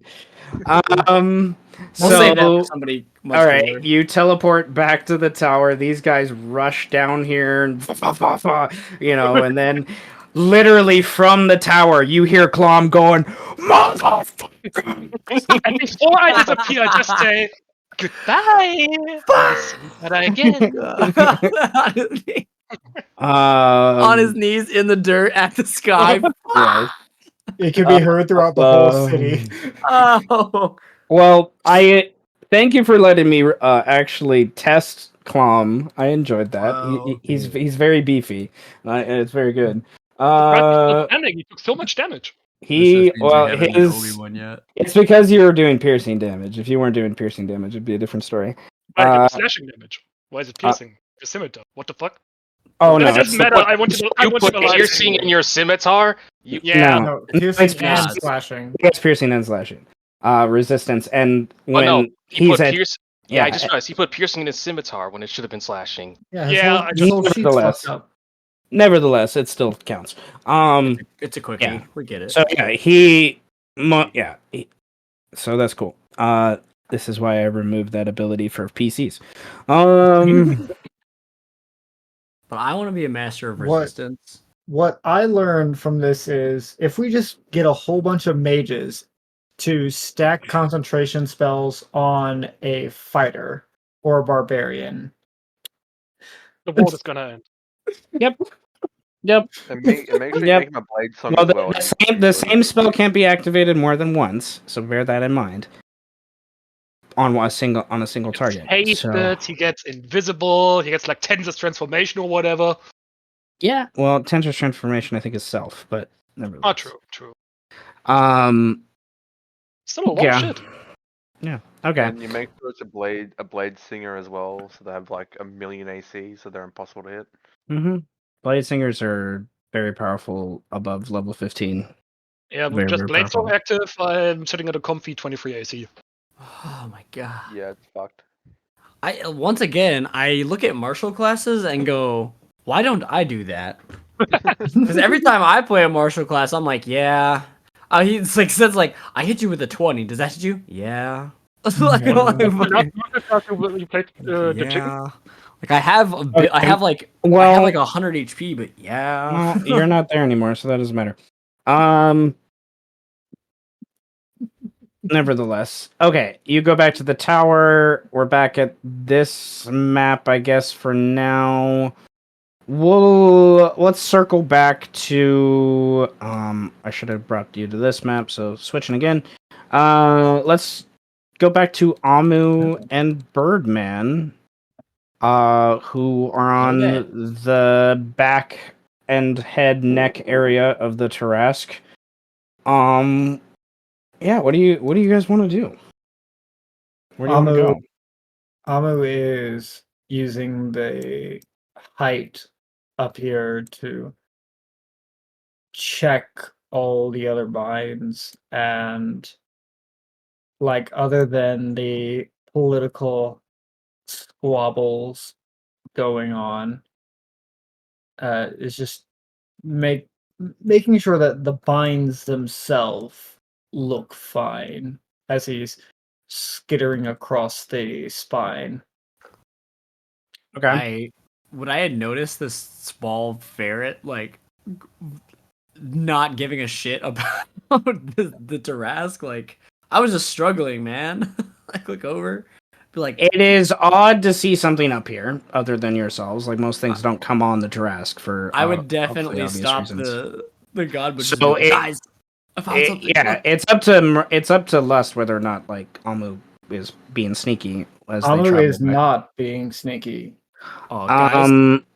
incoming ferret shadow thing. Is that what you're looking for? Is that what we're looking for? Okay. It you know, you have a climb speed, so I'm not too worried about these things. It just takes you time to kind of do. And I will say about at that point is when they fully turn around and see this thing kind of near here, and they just are like, there's lots of ferrets in the city, Jaeger says. Well, yeah. Are you looking for a ferret? It was not a ferret. Oh fuck. Well then, it looks over like I don't know. Fuck. Hey, have you, Mr. Ferret Man? Have you seen any invisible figures anywhere recently? No. Okay. Well, You can't see things that are invisible, technically. right. Sorry, I'm really out of breath. My arms, the blood is not pumping to my arms, or my brain correctly. Sup, man? What? So you come here often, or what are you doing here? Uh, Trying to look cool. Like I'm not cool. Like you're trying to dude, lean on a spine, a little yeah. spine piece, but you're like, ugh. I'll almost fall over. Oh shit! Like, Meanwhile, come here often? he's like on the tip of a spine piece, just fine, no shaking. I mean, he like his hands are shaking, but you could probably tell it's clearly because he's looking at you, and you're looking at him, looking at you, looking at him. I'm just looking at you. The dwarf gets bored and walks Okay, away I'll point and out starts to thing. search more. Okay. No, I, y- do either of you have any idea what has caused the Tarrasque to uh, uh, vomit its bile in such quantities with blood fresh from its organs? I look at the tall human Jaegers. He's and like be looking at you with like, oh, I thought you were gonna answer. what the fuck? I wasn't here, man. um, he's just like, okay. He like cups his hands, around his mouth to like bark back down to you because you're 30, 40 feet away. And he, the cause, we're not sure exactly. A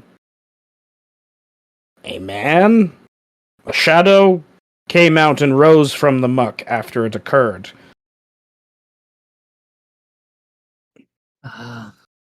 Shadow man. That doesn't sound very natural to me. Uh, is This seems more magical in nature. If you're, uh, are you sure it's not some bad indigestion or? No, of course it's not indigestion. Oh no, it's not indigestion. I drank the fluid. It's not indigestion. It's Why definitely. would you drink that? Oh, fuck it. Okay, people. It was clearly contents of its acid. It's a beast of detrimental nature. Why would you drink its insides? Because I wanted to know what it was. There are better ways of finding that out. Well, not really. I mean, if it burns, I knew it was gonna be acid because it was bubbling like mad. But like, I found out that all of that rainbow stuff that's in there, that weird sheen to it, that shing. It's spinal fluid. Are you mentally ill? No, I'm really curious. I'm Birdman, by the way. Um. No, I'm just a bad motherfucker. I'm Amu, druid of the circle of spores. Oh, nice. Is Does that mean you got mushrooms? Yeah, yes, I do. Nice. I need to make sure the binds are all in good condition. Oh, they're good. They're just getting, assaulted from all angles. Yeah. At this point, you hear a further echo of this that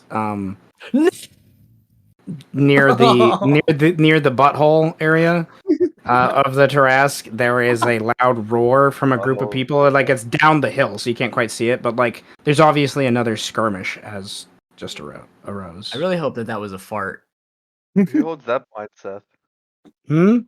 Who holds the bind for the butthole of the Tarrasque? Mel? Classy. Mel does not. Mel's the 12th house. They have the tail. The end of the tail. Like the tip of the tail. The most wily part of the Tarrasque, so to speak. The butthole is owned by the 7th house, which worships Massinifex rules, where they worship the beast. They worship like itself, His butthole? So they have now you understand why the symbol for their religion is a giant black hole. Oh, chocolate starfish. Oh! It's a Nice. black hole. It's just a black circle. But if you really This understand, just sounds like Nice. some Paradise. I didn't, PD but now I get backstory it. That's shit. really funny. Oh, the life of a lore keeper. I never thought about that before. I didn't know it was even a thing, and now I do. I'd like to think that Birdman does ask after fart. What bind is at the butthole? a Jaeger says it's the seventh house. They worship it.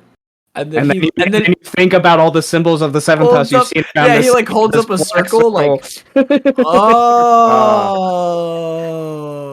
I'm gonna roll a sanity check real quick. You're Hold on. cursed with this knowledge. You are now cursed. You would know, historically speaking, as a ranger of who you are. You fail your sanity save. I failed it. You lose to sanity.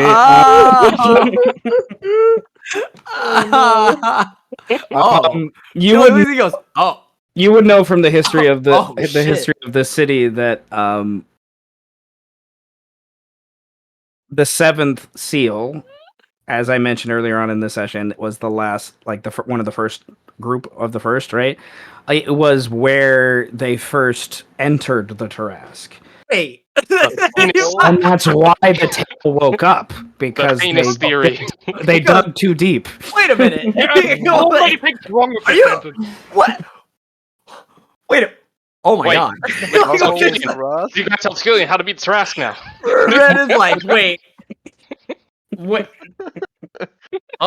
Oh my god. Like I learned so much I did not want to learn in the last 6 seconds. I would like to cast Gift of Gab. Does somebody have that spell? Please cast it now so I can get my sanity back. Nope. Fuck. Mission accomplished. Oh no. Excuse me, strange man who is also a bird, but not. It's a long story. You don't have to ask about it. I get it. What you Nigger. said you know what the bile? You said you know its contents. Oh yeah, I take out the the glass that I have it in. Like, oh yeah, I collected some too. Look, check it out. And Amu is going to skitter up and is going to even just he's keeping a tiny bit of distance, but he's on his hind legs and reaching up with his hands. May I please? Are you gonna drink it? I am not as foolish as you are. Good, because I was gonna say I would not recommend that. I've learned a lot in these last 20 Few minutes. Yep. Yeah. It's been like about 20 minutes. Makes sense. I've learned a lot in these last 20 minutes. I drank some acid. My tongue got all swollen. I found out that I actually drank spinal fluid. Now I'm learning that the 7th house worships the butthole. Spinal fluid? Yeah, did I mention that the 7th house worships a butthole? Isn't that crazy? I am unconcerned with the worship that others partake in. I am not. That is fucking wild. Jaeger's like walked away by this point. Like he's like, bye. I'm not dealing with this. Amu he's still holding out his little hands, wanting the vial. Oh yeah, I hand him the vial. Like, check it out. Don't drop it though. I want to turn that into alcohol. I need. You can roll a nature and investigation check if you want to gain any other knowledge from it. I need to run to the restroom real quick. I will be listening, but I need to run to the restroom. Alright. 20. But I'll be worshipped. How many crits today? Let's fucking go.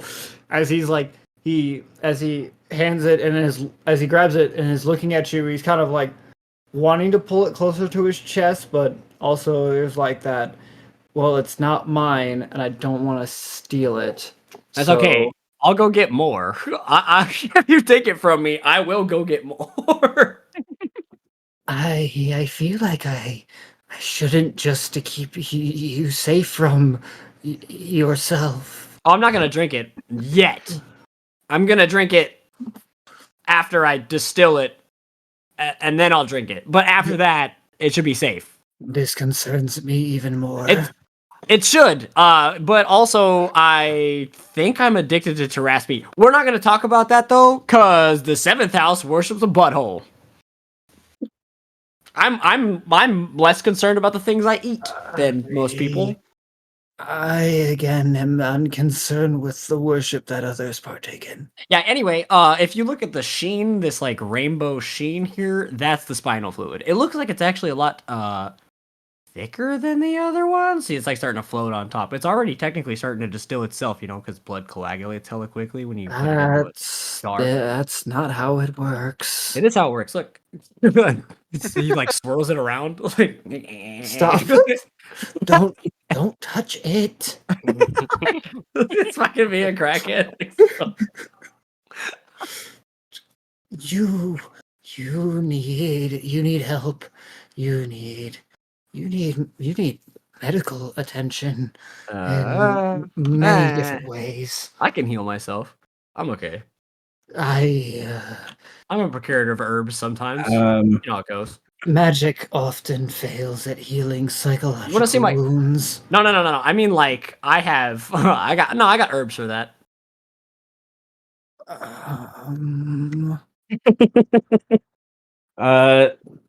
28 nature. Do you have a specific question or?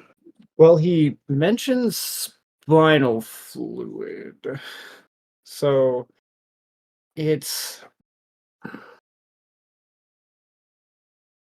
I mean, there's blood, there's stomach acid, and the blood is more fresh from the organs than it normally ever is.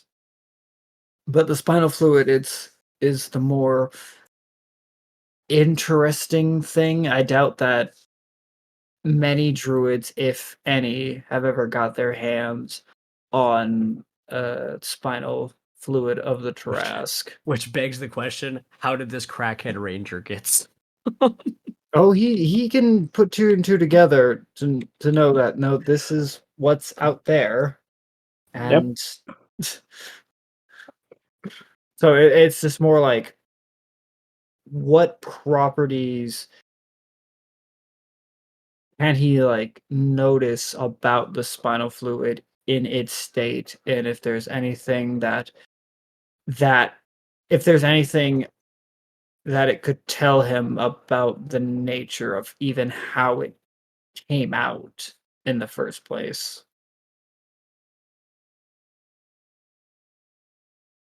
Like, what would have to be done to cause the Tarrasque to vomit its own spinal fluid? Okay. Obviously spinal fluid's rare. It's hard to get to.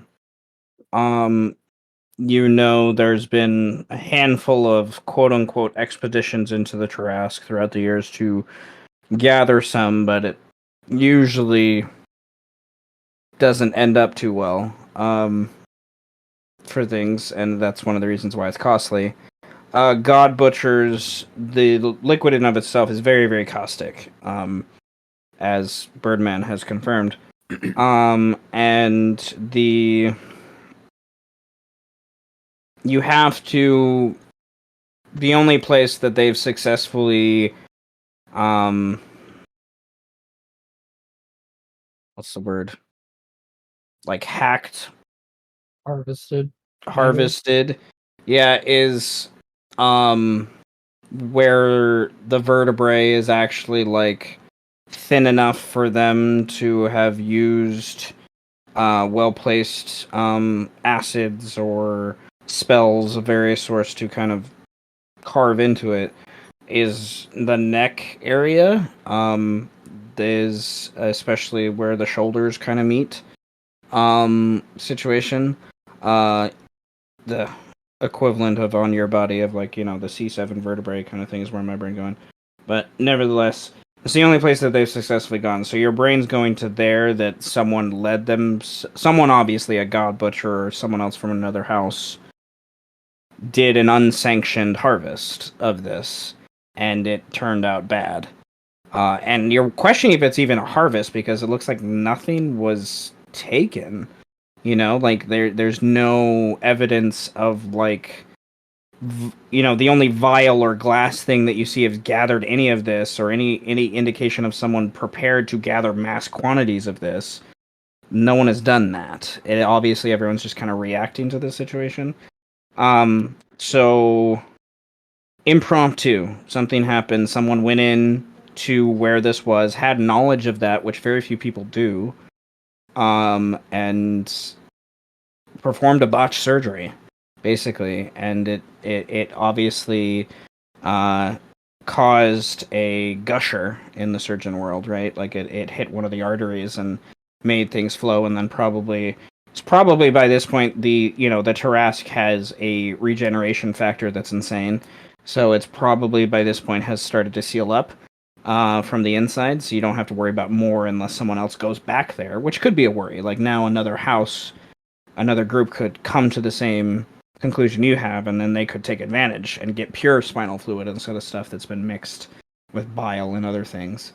So, and while it's mixed with bile, it's obviously like you're learning that although Tarrasque he's not dead, he's asleep. Like he coughed in his sleep, like he was coughing up blood in his sleep, and his body reacted, and his stomach just did the natural thing of kind of what was going on. So that in and of itself is worrisome because that's never happened before. No one knows an indication where its autonomic responses reacted to something like that. So Amu, looking at the vial, his eyes slightly bugging out, and his tiny claws tapping repeatedly on the vial, looks up at Birdman, and then immediately looks over to this other guy and says to the human, Are you one of those god butchers or marrow miners, or do you protect one of the seals? I am a god butcher. There wasn't any operations meant to be done on the C7 vertebrae of the Tarrasque, were there? Nah, that's why we're investigating. I'm like, he's like picking his ears, like, nah, that's why we're investigating shit, bro. Yeah, and the human guy just shakes his head, just like almost in shock that question is asked. Like realizing what you're coming to. Like, oh my god, someone did an unsanctioned surgery. That's the look on his face. Like he didn't come to that conclusion before. Someone, for the way that this spinal fluid is, it's material. It's very much. It would have to be removed in such a manner, the way that it situates itself.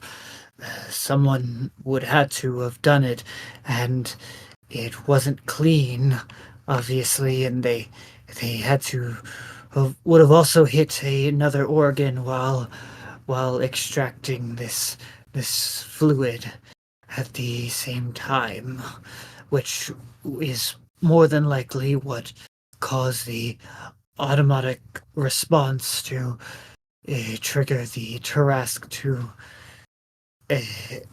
vomit up what was inside of itself, as it was coughing blood first before That makes sense. vomiting.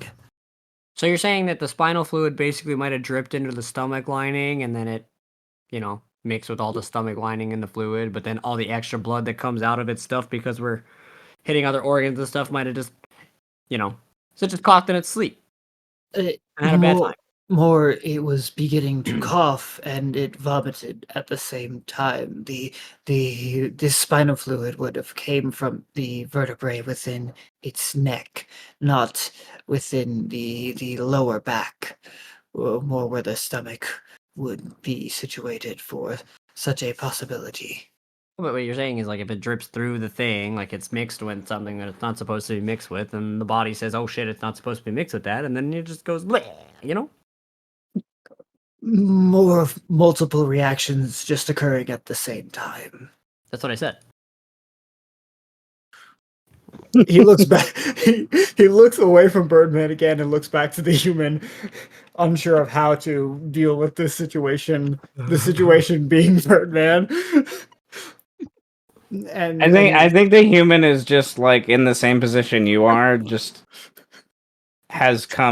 is just less concerned about it. He's kind of just like sitting there waiting to see if something comes of this. Meat Masher eventually comes back by this point.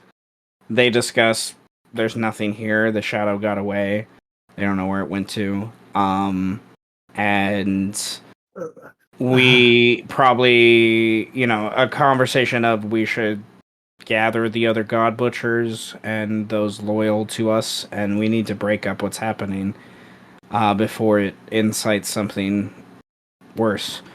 It's kind of their conversation, and the two god butchers are going to start to break away from you all to do that. What? Wait, how do I get down?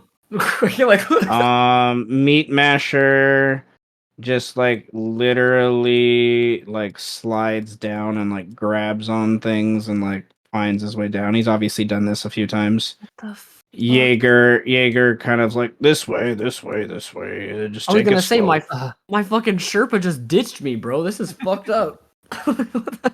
while they're walking, Amu is following along, asking the Jägermeister, the human, do you possibly know of anyone who would particularly want the spinal fluid? No one's harvesting it. Who would even be inside of the Tarask to cause this? It would most likely have already healed by it now, and it's a shadow. Is this a not a more frequent occurrence of dealing with the shadow? Is this just a recent development? The last few weeks we've heard and seen, many of us have, a shadow and another with the shadow. We're not sure what she is. Some say she. I have yet to see her. Today was the most obvious encounter. Right in front of our face, we saw it rise from the bile, from the blood, as if it was birthed, almost, from the Tarask. What? So wait, this was a guy? Like, what did he look like? Was he about yay big, black hair? Not black hair, no. Oh. Well. But yes, about yay high. He measures about where you were at. But he had no clothes on. He looked like his own skin was being eaten away by the bile. But it's as if it was pleasing to him. His smile was... Fuck. Question. He kind of looked like an odd drow, honestly. But there was... I didn't get a good look. I don't want to be the paranoid one here, but I must ask: are your defenses okay? Just someone may have attempted to waken the Tarrasque in a very odd manner. Are the defenses shored up? Are there no worries on those fronts? He stops for a moment and then is just like, huh.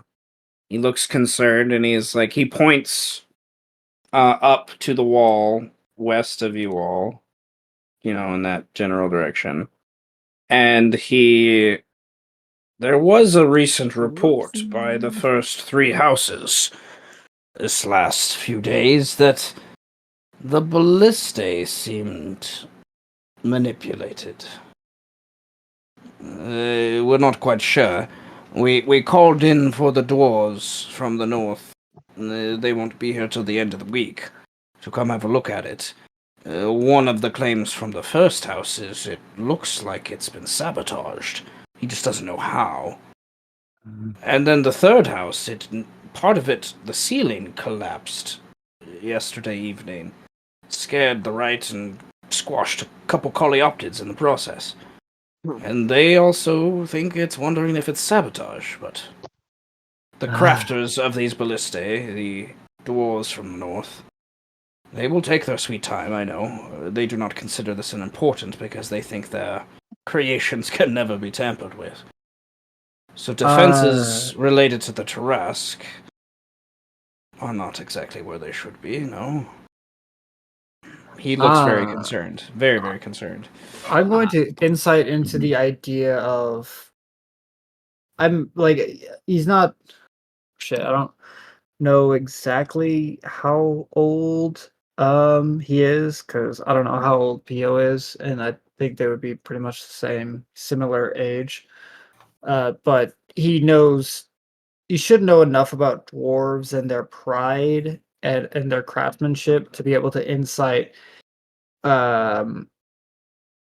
whether or not, especially because these are ancient ballista that have been there since the wall's been up. So insight into it that no, there wouldn't be any shoddy craftsmanship in these things. They wouldn't just fall apart just on a moment's notice. Unlikely. Very unlikely. Like, this is... By the tone in his voice, you can tell this is something he never thought he'd have to explain once, let alone twice, to a random stranger who's asking about the defenses being compromised. Like, this is something that's just, like, never thought. Like, this is odd. This is very...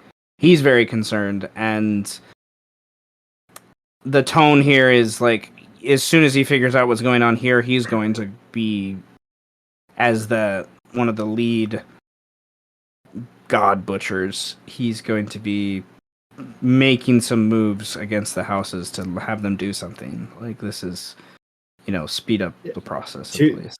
To that note, Amu would definitely be like, you should.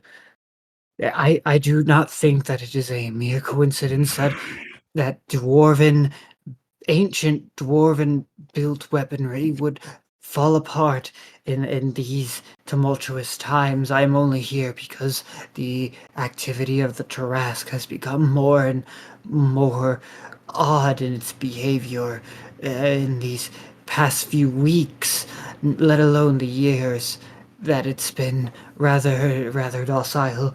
I fear something might actually be happening. You should alert all the houses to double up or triple up on quadruple their efforts to put the defenses of the city on most highest of alert if someone is trying to awaken the Tarrasque currently. About that, good luck getting the houses to agree to pretty much anything. That shit is not good. It's not looking good. It's a matter of safety for all of the land. Oh, trust me, dude. A matter of safety was thrown out the window, and tossed into a dumpster fire, a long time ago. You are clearly not physically capable of being a god butcher. I take it. Do you have representation with any of the houses? Actually, no. For the next, he looks at his like. I imagine I have like a pocket watch in my pocket or something. He pulls it out. He goes, for the next, uh, 13 hours, 15 minutes, and 20, 19, 18, 17 seconds. I was a lawyer of the stage courts. I am a investigative specialist, I suppose. I work very closely with a lot of the binder lords and their affairs, mostly with the 10th house and mostly with the With 12th house, or with PO, the 12th house. You probably know him very well, I would imagine. You are a ferret. yes, I do.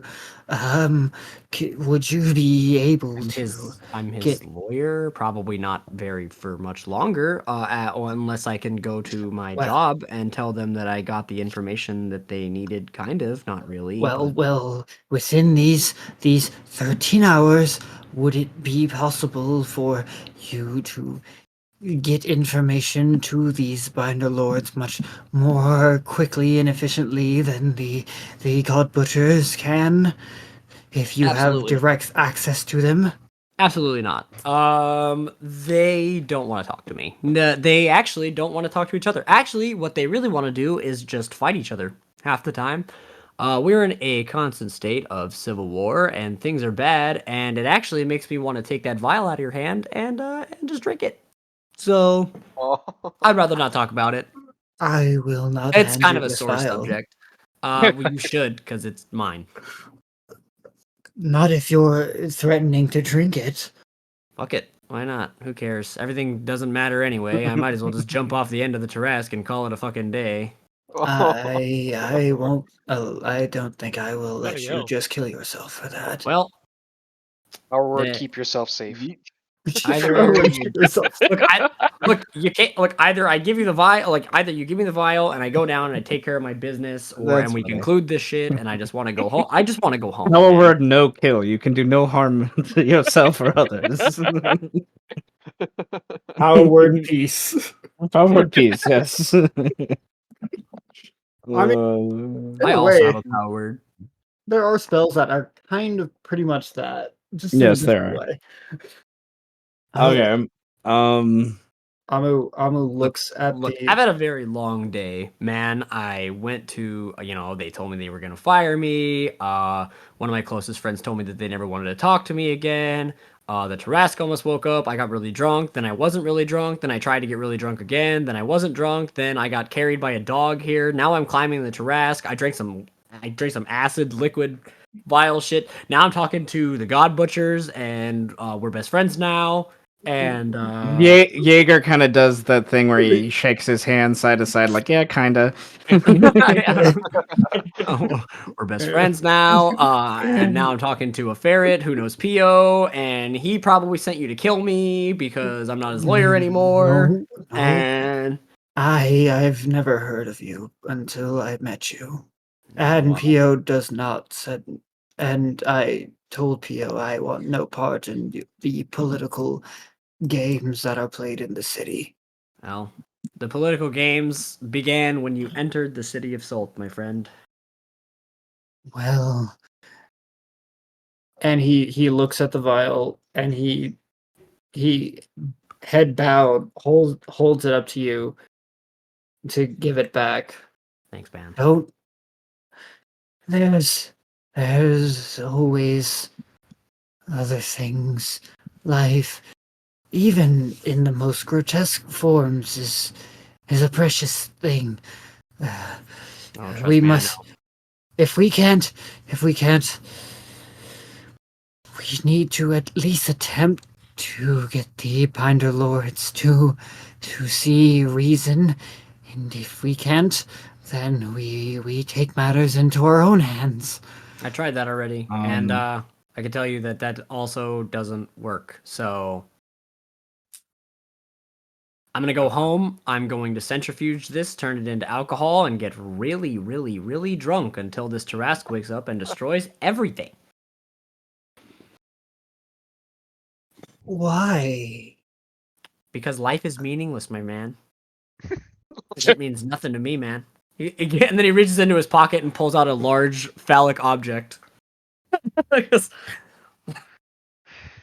Out of it, pulls out some green substance out of the same bag, shoves it into the bowl. Yeah. You know. He knows what the green He knows what that green substance is. Yes. Yeah. Yes. Because life And is he doesn't. meaningless, man. And you do realize that this penis, it's real. Like, it's not metal. Like, it's actually like a metal penis. Like, which is odd to you. Like, it's not like someone crafted a metal penis. Like, this is a creature's metal penis.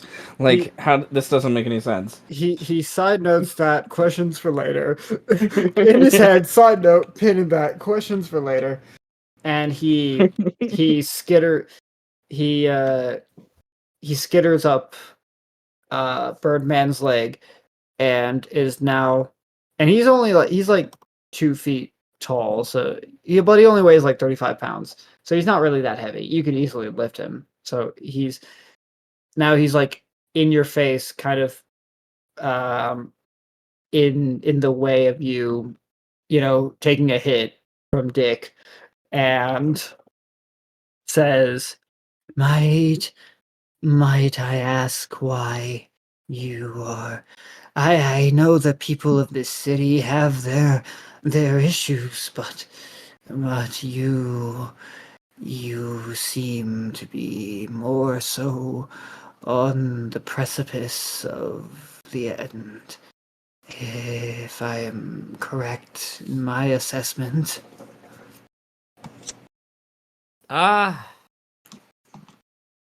Like when you see the other side and you give it up for the side that you were more comfortable with, but you should have just stayed on the other side. That's where we're at right now.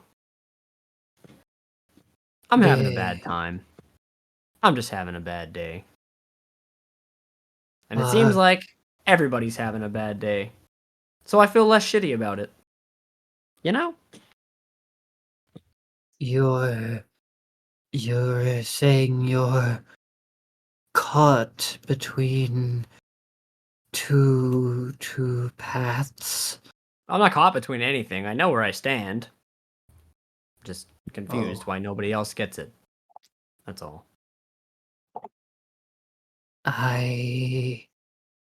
If it would keep you farther from the edge, I slightly understand, in a way.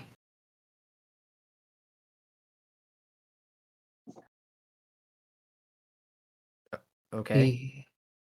The idea of two different ways of life that you could take, and even after you choose one, you still wonder and question if it was correct, or if you should have gone the other path, or you try to hold on to some delicate hold of both, even if it hurts.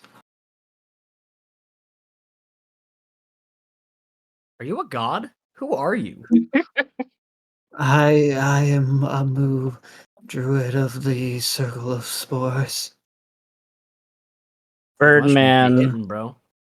you are realizing something that is a rare thing to see in this city. An Animaesus that grew up outside the city. Like, spent more time outside the city. You spent some time traveling in your earlier years around a little bit of that culture, and then a little bit with Strike and Eros. He has that, for lack of a better way to put it, they have that almost like a Native American quality to a lot of them with how they approach things. No, you don't know what I'm talking about. Then. Nope.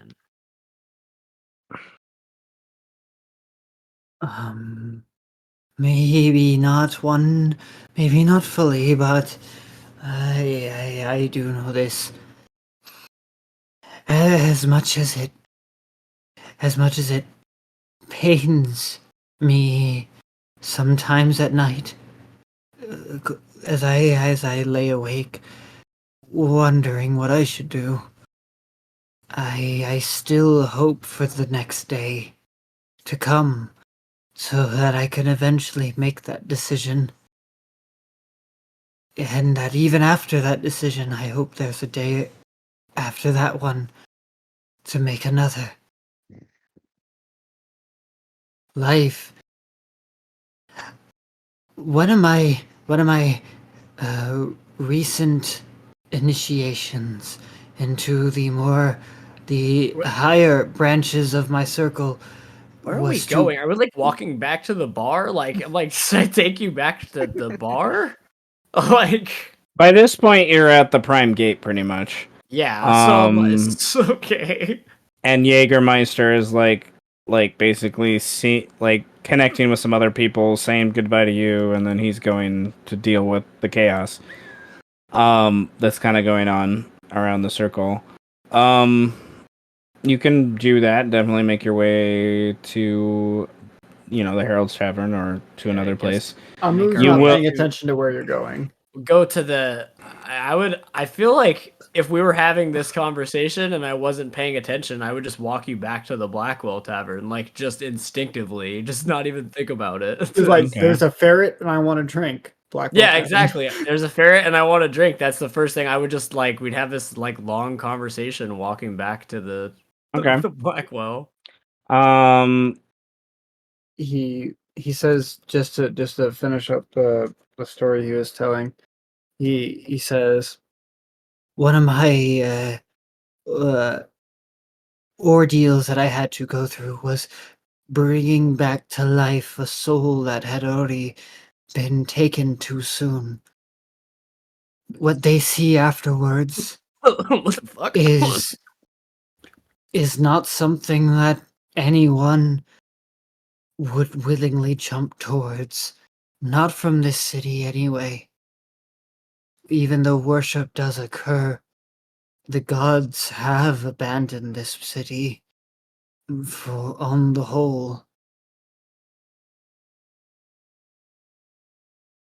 Regret does come beyond the end, but it's too late for most to realize that. But like, what if like we trade comfort for no gods, man? Like, what if even though this place sucks and like we all have a bad time, what if it's like there's a part of us that wants to be here, you know? Hmm. Like, why don't we leave? I had my chance. I had my opportunity. I was staring at stars every single night and killing metal bulls and chopping their dicks off and into cleaning that? dragons' nails and into you that? know, yeah, like I was having a great time, man, but I don't know. There was just something that called me back here. Something that just told me I didn't belong out there, and that this was the only place that would ever accept me for who I was. The weird, maybe a bit mentally challenged Birdman who drinks acid fluid and hot boxes apartments and eats rats and stabs people on the daily and yells at homeless people. You get what I'm saying? Amu is fighting off every urge to like twist his head so much that his neck might snap. At the deranged as the list just kept going and going and going. And he grabs with both of his hands one of your fingers and says, Here is something that the current Arc Druid of my circle taught me that helped me break away from the city as much of it as I've already have, it's not enough to give people what they need to survive. You have to give them what they need to live. The city, it only lets you survive. If I might protrude and overstep, I think a lot of people here, they believe the city accepts them when in reality it only enables their survival, and they think they don't deserve more. Birdman, everyone, in some way at some point, makes a choice. But before that choice, we all deserve more.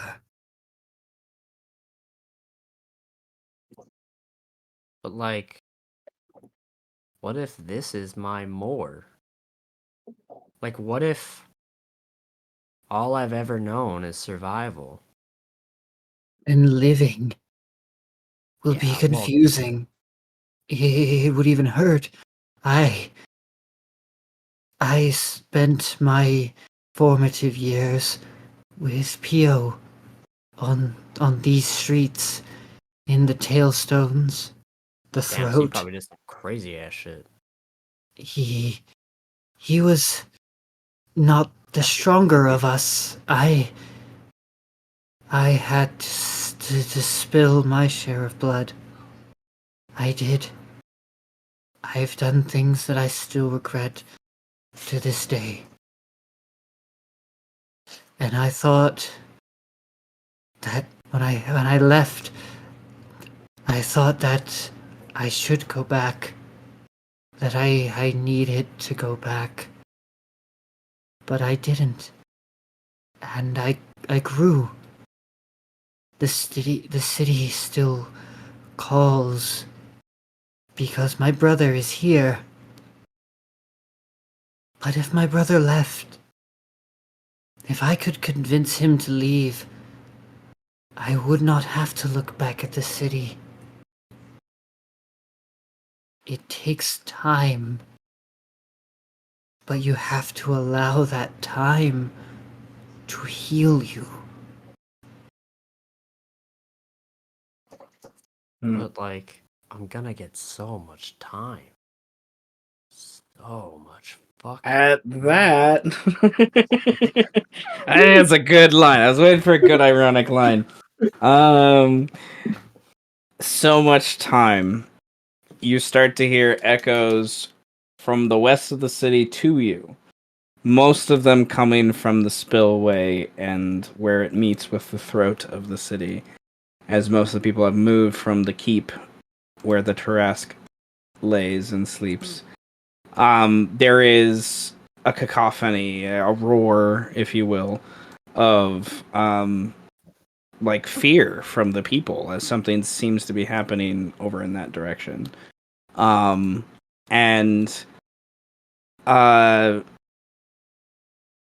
those of you, I think honestly, Setch would have the best point of view, so I'm going to explain it from his point of view.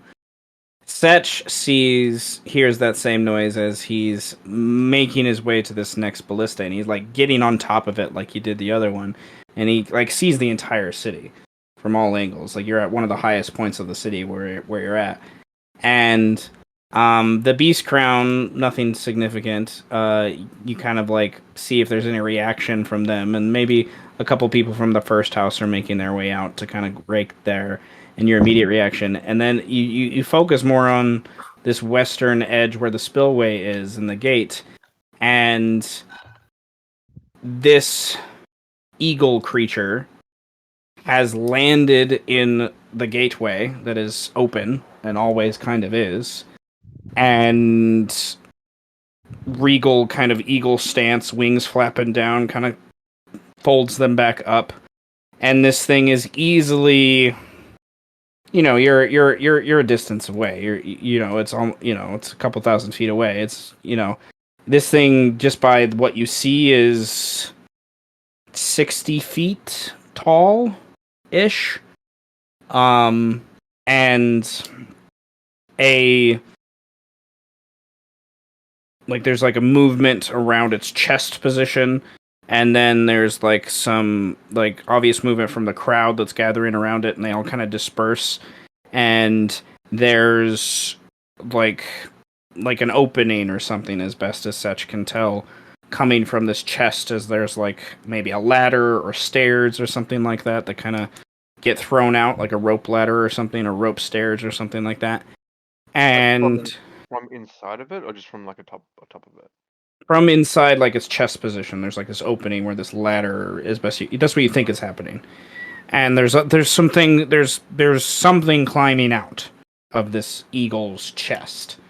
And it kind of climbs down, and the people's just reacting. They're just, and you there for like the next 30 seconds to a minute, there's just fear. Right? People are just scared. And then there is a weird noise in the distance with the wind and everything and all the other noise. It's muffled, but it's distinct. It's loud enough where everyone here gets their attention is drawn to it. Everyone further away is kind of it's the muffledness of it. It's you're not sure if it's just the wind howling through the buildings and walls and stuff like that. But the distinct of where it's coming from is what draws Setch's attention probably so much to it. And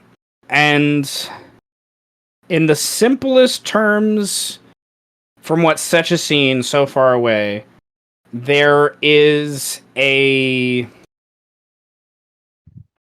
speech or performance of some sort happening from whatever creature climbed out of this eagle and is garnering attention from the masses and distracting them.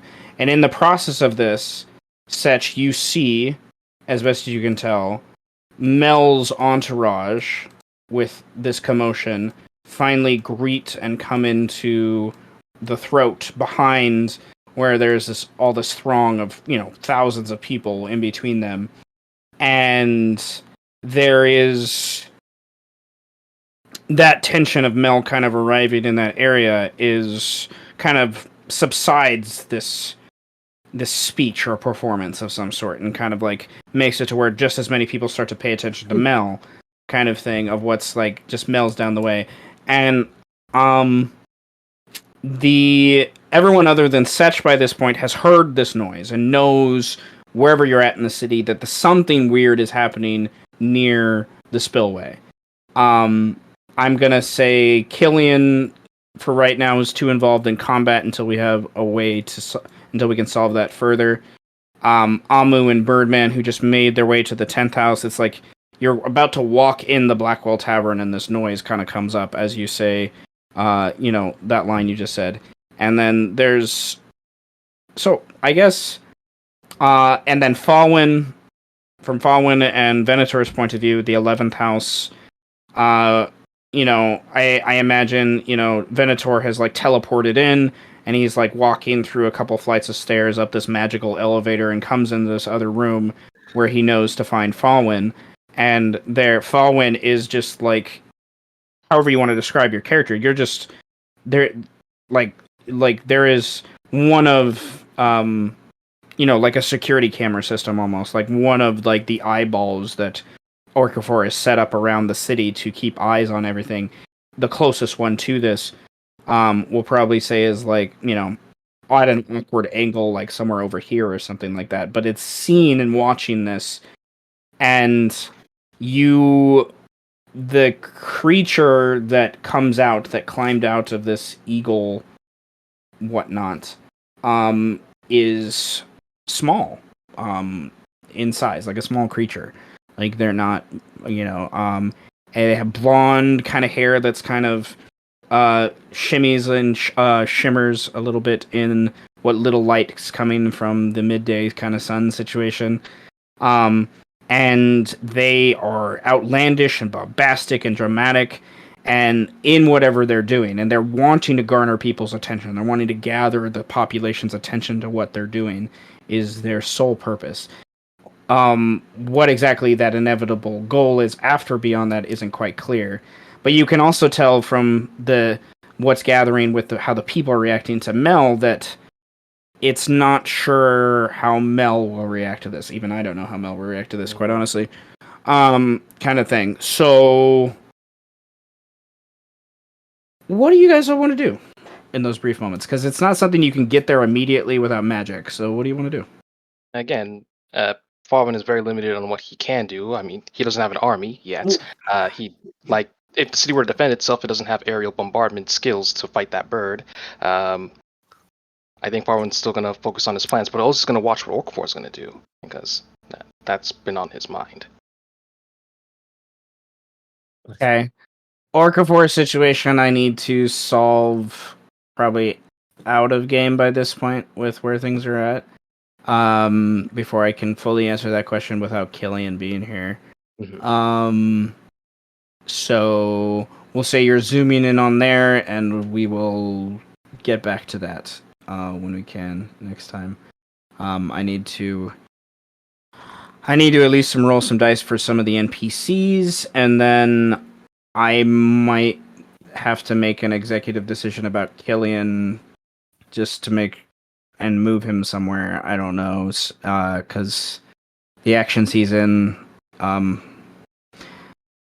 Besides the point, we'll get to that in a minute. He's on a frog killing rampage, keeping the legacy alive. Yes. It's weird he's fighting the frogs when he was protecting Kine, but that's neither here or there. Well, he hasn't. I'm gonna let him decide who he attacks in that situation. That's just kind of where we left off. So with him, but I don't know. There's Killian, Orcafor, and Anton all there, and yeah. It's a clusterfuck. It's a clusterfuck. Yeah. Nevertheless, just when the pond calms down, the gods throw a stone, and they are winding up. Yep. Well, I know in my hand I have this little ferret as we're getting ready to walk into the thing, and we hear this noise. And I look at him, and I hand him the vial, and I say, "Take this to Pio. Tell him I was a dickhead, and that I'm sorry, and that I gotta go. I gotta go figure out what's going on. Tell him I'll come back. I don't know why, Amu, Druid of the Circle of Spores, but I trust you, and that's a really weird thing for me to say. So take this vial, and I'm gonna fuck off. And see you in approximately, and I hope that I get to talk to you again. There's always someone outside the Blackwell Tavern's door that's like guarding. Yeah. Right? Yeah, Amu would just turn to that guy and say, "Hand this to Pio. Tell him it's from Amu and Birdman. Do not drink it." Yeah, don't drink it. Tell him do not drink it. And if he does drink it, hopefully he doesn't die and he'll have a funny lisp. That's not that's a deterrent, not a suggestion. And if I find out that you gave it to Pio, I'll come back here and I'll stab you. Cool. So don't give it to Pio? Don't give it to Pio, god damn it. Okay. And don't drink. Wait. I look at Amu. Wait. Do give it to Pio. Tell him not to drink it. See, I do listen to instructions. But that means he's gonna drink it. This Putori shrugs. It's just like, okay. Goes through the really small door that is designed for just him, really. Yeah, this Birdman told me to not give this to you, but you have to drink it. Wait. Well, if I come back and he's talking like this, "Oh, Birdman, Amu, it's so good to see you guys," I'll know he fucking drank it. So, well, as that Putori, Amu, before the Putori even leaves, Amu would reaffirm, That is contents of the Tarask from its insides. Do not consume that in any way, shape, or form. All you see is this very hardy, street-worn Putori who's lived most of his life, who's consumed the Tarask for most of his life, raise an eyebrow in curiosity at this. Right? As before he goes in the door. That's what I'm saying, dude. Like, those of us who've been eating this thing for a minute, we're like, I wonder what that fucking tastes like, bro. Oh yeah. Amu would then turning back to Birdman would scurry onto his shoulder and say, I sense from you a bond of nature, and that you are someone who needs guidance in this time. I will stay with you as long as you are willing to fight for yourself. Okay. Well, I am always willing to fight for myself, so be prepared. I am about to run very fast through this city. Just hold on tight. Mm-hmm. And I fucking run. I Naruto run off in a direction. The classic direction. Birdman run. However long it takes me to get there. I'm is kind of determined. excited. Tuesday in our club we're doing Anime Olympics, and one of the competitions is who can Naruto run 100 meters the best. Yo, they have to stay. You have to judge them on how angular they stay. They Exactly. Have to It's stay not. It's angular. not. It's about speed and how well you look. You Right. know, like you can't just be fast. So the fastest person's not going to win. It's like the fastest person that looks cool while doing it. I You think know. even Brandon can attest because he's seen us run like this, run in that fully forward ststyle. Not with arms sprayed out, but like we'd have our arms in our pockets. Yeah, But dude. still be like basically horizontal to the ground. That dude's got it perfect. I love how that's actually from Vegas, Bedwin. Yeah, that's perfect. Oh, Yeah. this from Vegas. That's like Vegas local That is news. actually from Vegas. Yeah, that's our news. That's our real. That's one of the news anchors I've watched before from Vegas. Well, that says big story getting ready for alien stock. That was during the whole area, Yeah, the whole clap them Area cheeks. 51 raid thing. That's They funny. can't stop all of us. Yeah, that was the whole Area 51 mania thing that actually happened. Okay. That's crazy. What do the three remaining Fey creatures do? What are you Fey motherfuckers doing? Yeah, what are you fucking Sith Lords doing, bro? What are you doing? Half phase. I'm actually Faye. We're planning. We're Fey ancestric, but we're planning. But this Yeah, I'm whole your thing, granddad. like I'd have to observe this from a distance. Like you said, Does that using mean- those. You're my granddad too? Oh, Goodness. We gotta I work can't- out your family tree. I can't wait to talk to you and be like, "Are you related to me, dude?" True. Fuck off. No, you're a wood elf. Power They're kill. high Oh, elves. fuck. There's different. great- I'm great- hoping that you don't. I'm grandfather. hoping that you have the decency to not instantly power word kill Well- me because I do not have. Well, a high HP. technically, you know, all elves. If you go back like 9 generations, they're all related, anyways. So, Mhm. you know. Technically, yeah. It's a very close knit family spanned over centuries. Millennia. Alabama. Centuries, millennia. Elf Alabama. Okay, so our Sith Lords are staying in the tower. Yeah. Okay, I should probably mention I dropped the theming before I entered. that What do you would make actually sense. look like? What do you actually look like? You drop seeming. Oh, cool. Now everyone will still not know what you look like. Yeah, because I was invisible the whole time. Exactly. Does Setch do anything about? Does he join want- Go West, or does he continue on his destructive path? Can I just destruct more ballista, please? Okay, how many spell slots do you have to do this? I've got. I can make. How You're a many? sorcerer, so the answer is yes. Yeah. To an extent. Yeah. To an extent, Um, yes. I It can is make. disintegrate, which is 6 levels. So You can't make 6 level spells, but I have. I can do one more. okay, you can do one more. All right. A 5 and a 13 Then is not bad. I'm gonna, based upon, basically all I need from you is you to expend the spell slot and a stealth check to see how successful you and others. You have advantage because they're very distracted by everything. That they're not paying attention to this. So, okay. So you have destroyed 5 of the 13 ballistae to where they can maybe fire one more time, and then they won't be able to be loaded or fired again. Okay. Okay. Setch, get my last inspiration point for that. Yeah. Because I only got one anyways. And now that you've destroyed that 5th one, that's probably going on while they're having this conversation and all that.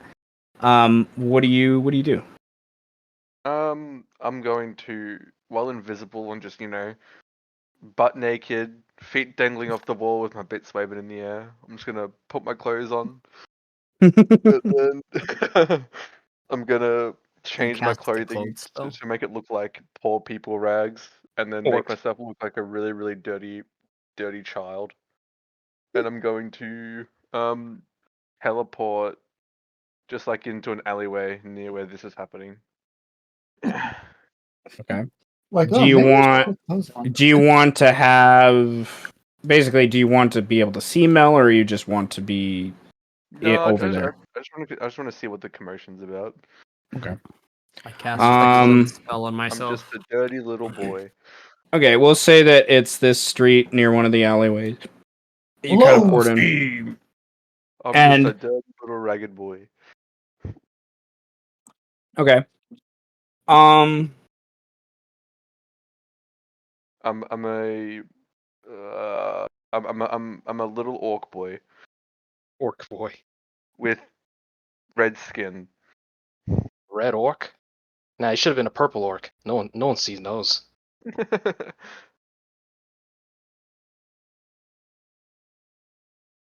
okay. How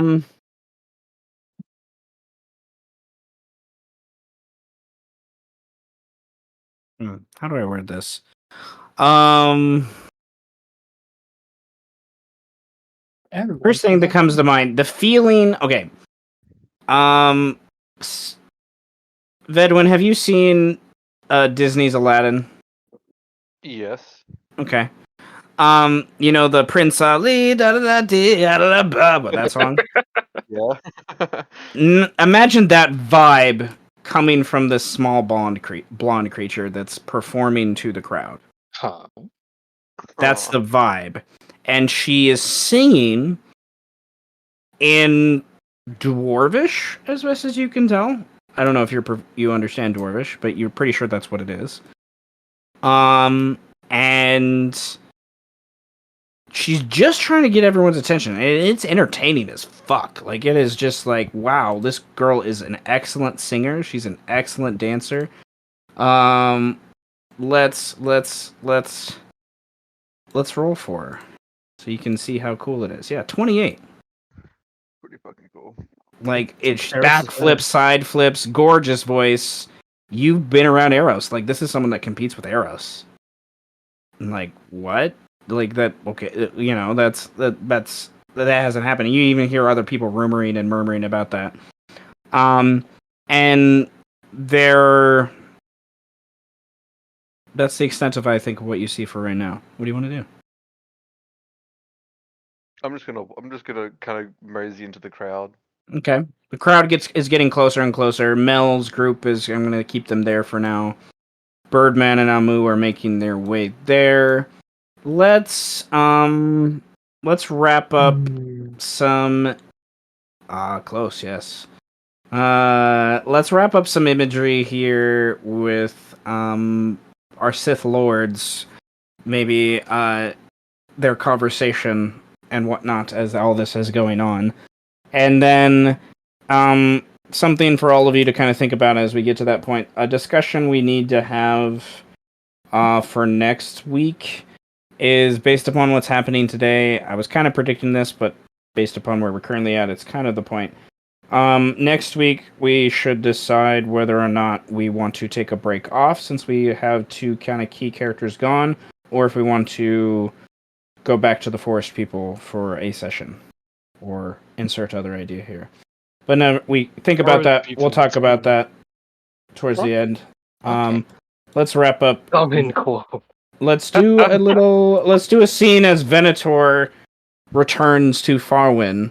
And there's probably a couple minutes as even Venator is absorbing all this in from these, scrying screens of what's going on around the city while you were engaged with all these things.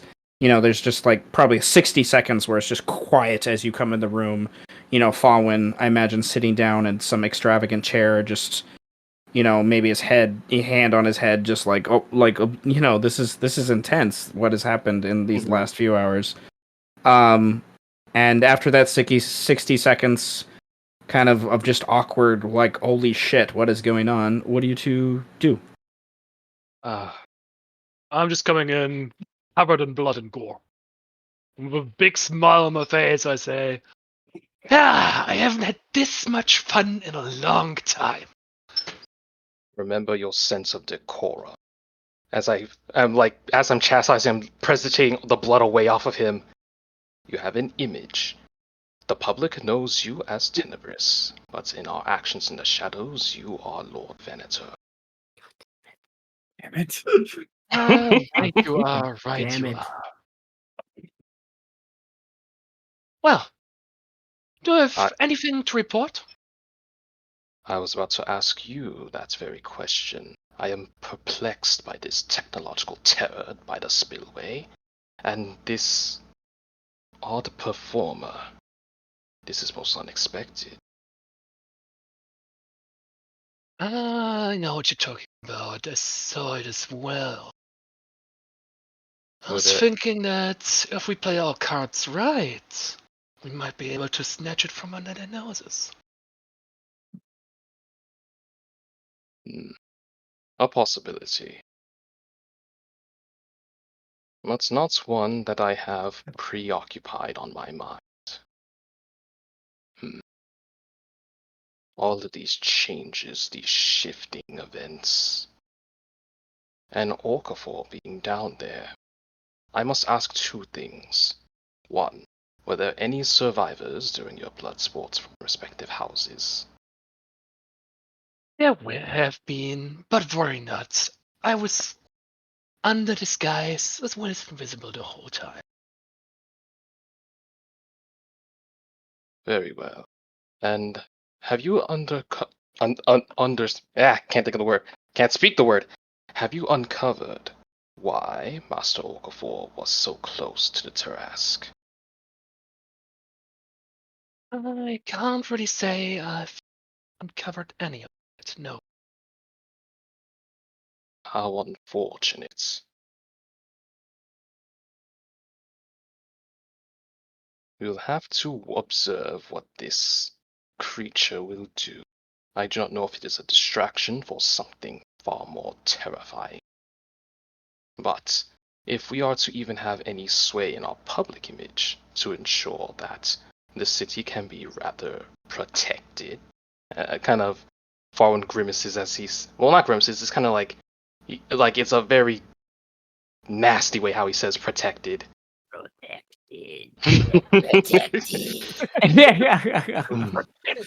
He's not doing the voice. I mean, like, he's like, if we want this city to be protected, we need control over the 11th house. I was hoping to do this later rather than sooner.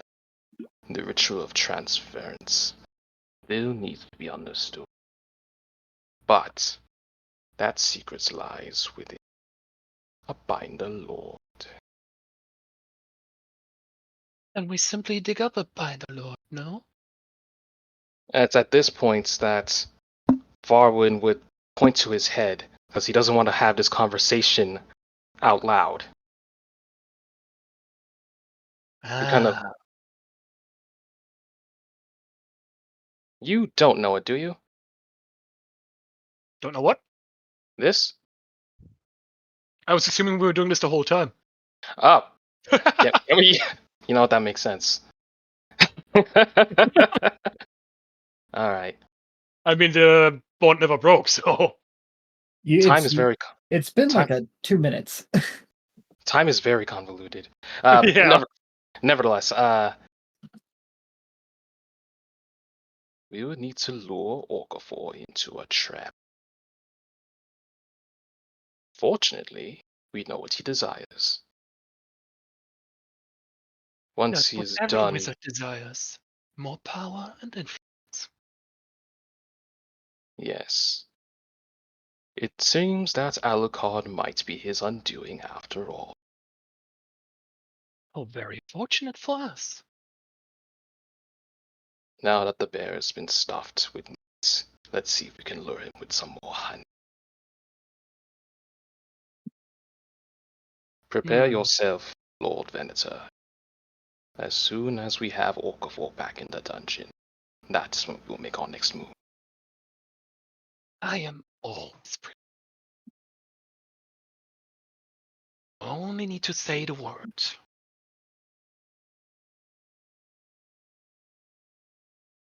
And then Farron kind of steeples his hands together, but then he smiles. And I guess we can leave it off at that. Does Farwin have a lord name? Yeah, Gravitas. But he hasn't had the opportunity to present Lord Gravitas? Gravitas? Get the fuck out of here, dude. What? I am Lord Gravitas.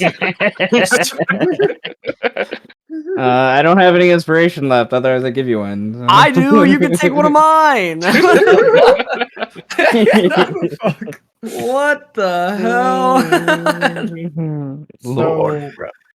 So what is this? Palpatine and Vader versus No, this fucking is Dooku? Palpatine and Darth Maul, bro. This is Vader. Well, then who's Orgafor? Because apparently it's going to be a 3-way Sith Vegas. duel. He's fucking Yeah. he's A tragedy. is it Farwin? Yeah, Plagueis. Isn't Yep. isn't Orcafor Farwin's mentor or master? For the instance of being in the city of salt, yes. So he can take up that idea, I suppose. It wasn't meant to, but I mean, the narrative kind of put him in that position. Oh, you're just a dude? If you're just a dude, then you can just kill him. It's nobody. Nah, He's you just must a always dude. strike me down and take my place. If you strike me down, I will come back. If you strike me down, I will return stronger than ever. What are you like? What the hell? The dark side of the Force is a pathway to many abilities. Oh, Some God. consider Not the dark side of the unnatural. weave. The dark side of the weave. Not the dark side of the weave. Oh goodness. The dark side of the weave is powerful, young one. Look, all I'm saying is, like, when the time comes, when at least we figure out the ninth house stuff, absolutely, you know without a shadow of a doubt that this is going to come into play. You know it. It absolutely will come into play once we figure it out. But that's neither here or there yet. That's just one of the things.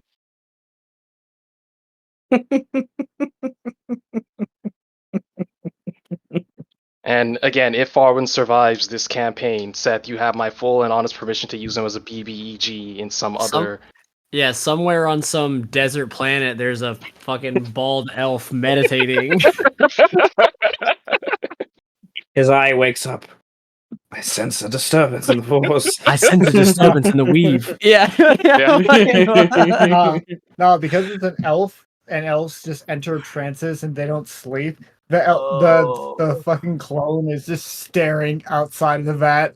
It's not staring at him in particular, but as you walk past, you would just see this baby elf just in a vat staring at you. Master, I've had a vision. I believe the Sith are returning. You know, our order is dead. Oh shit. Well, you know. We are the last two of our order. What are we to Well, do? they're back. They're back and they're in full effect, man. Oh my goodness. I mean, So many ideas. Okay. Well, Side of the fourth is a bath. I think that's probably a good enough spot as any to kind of pause things for now here.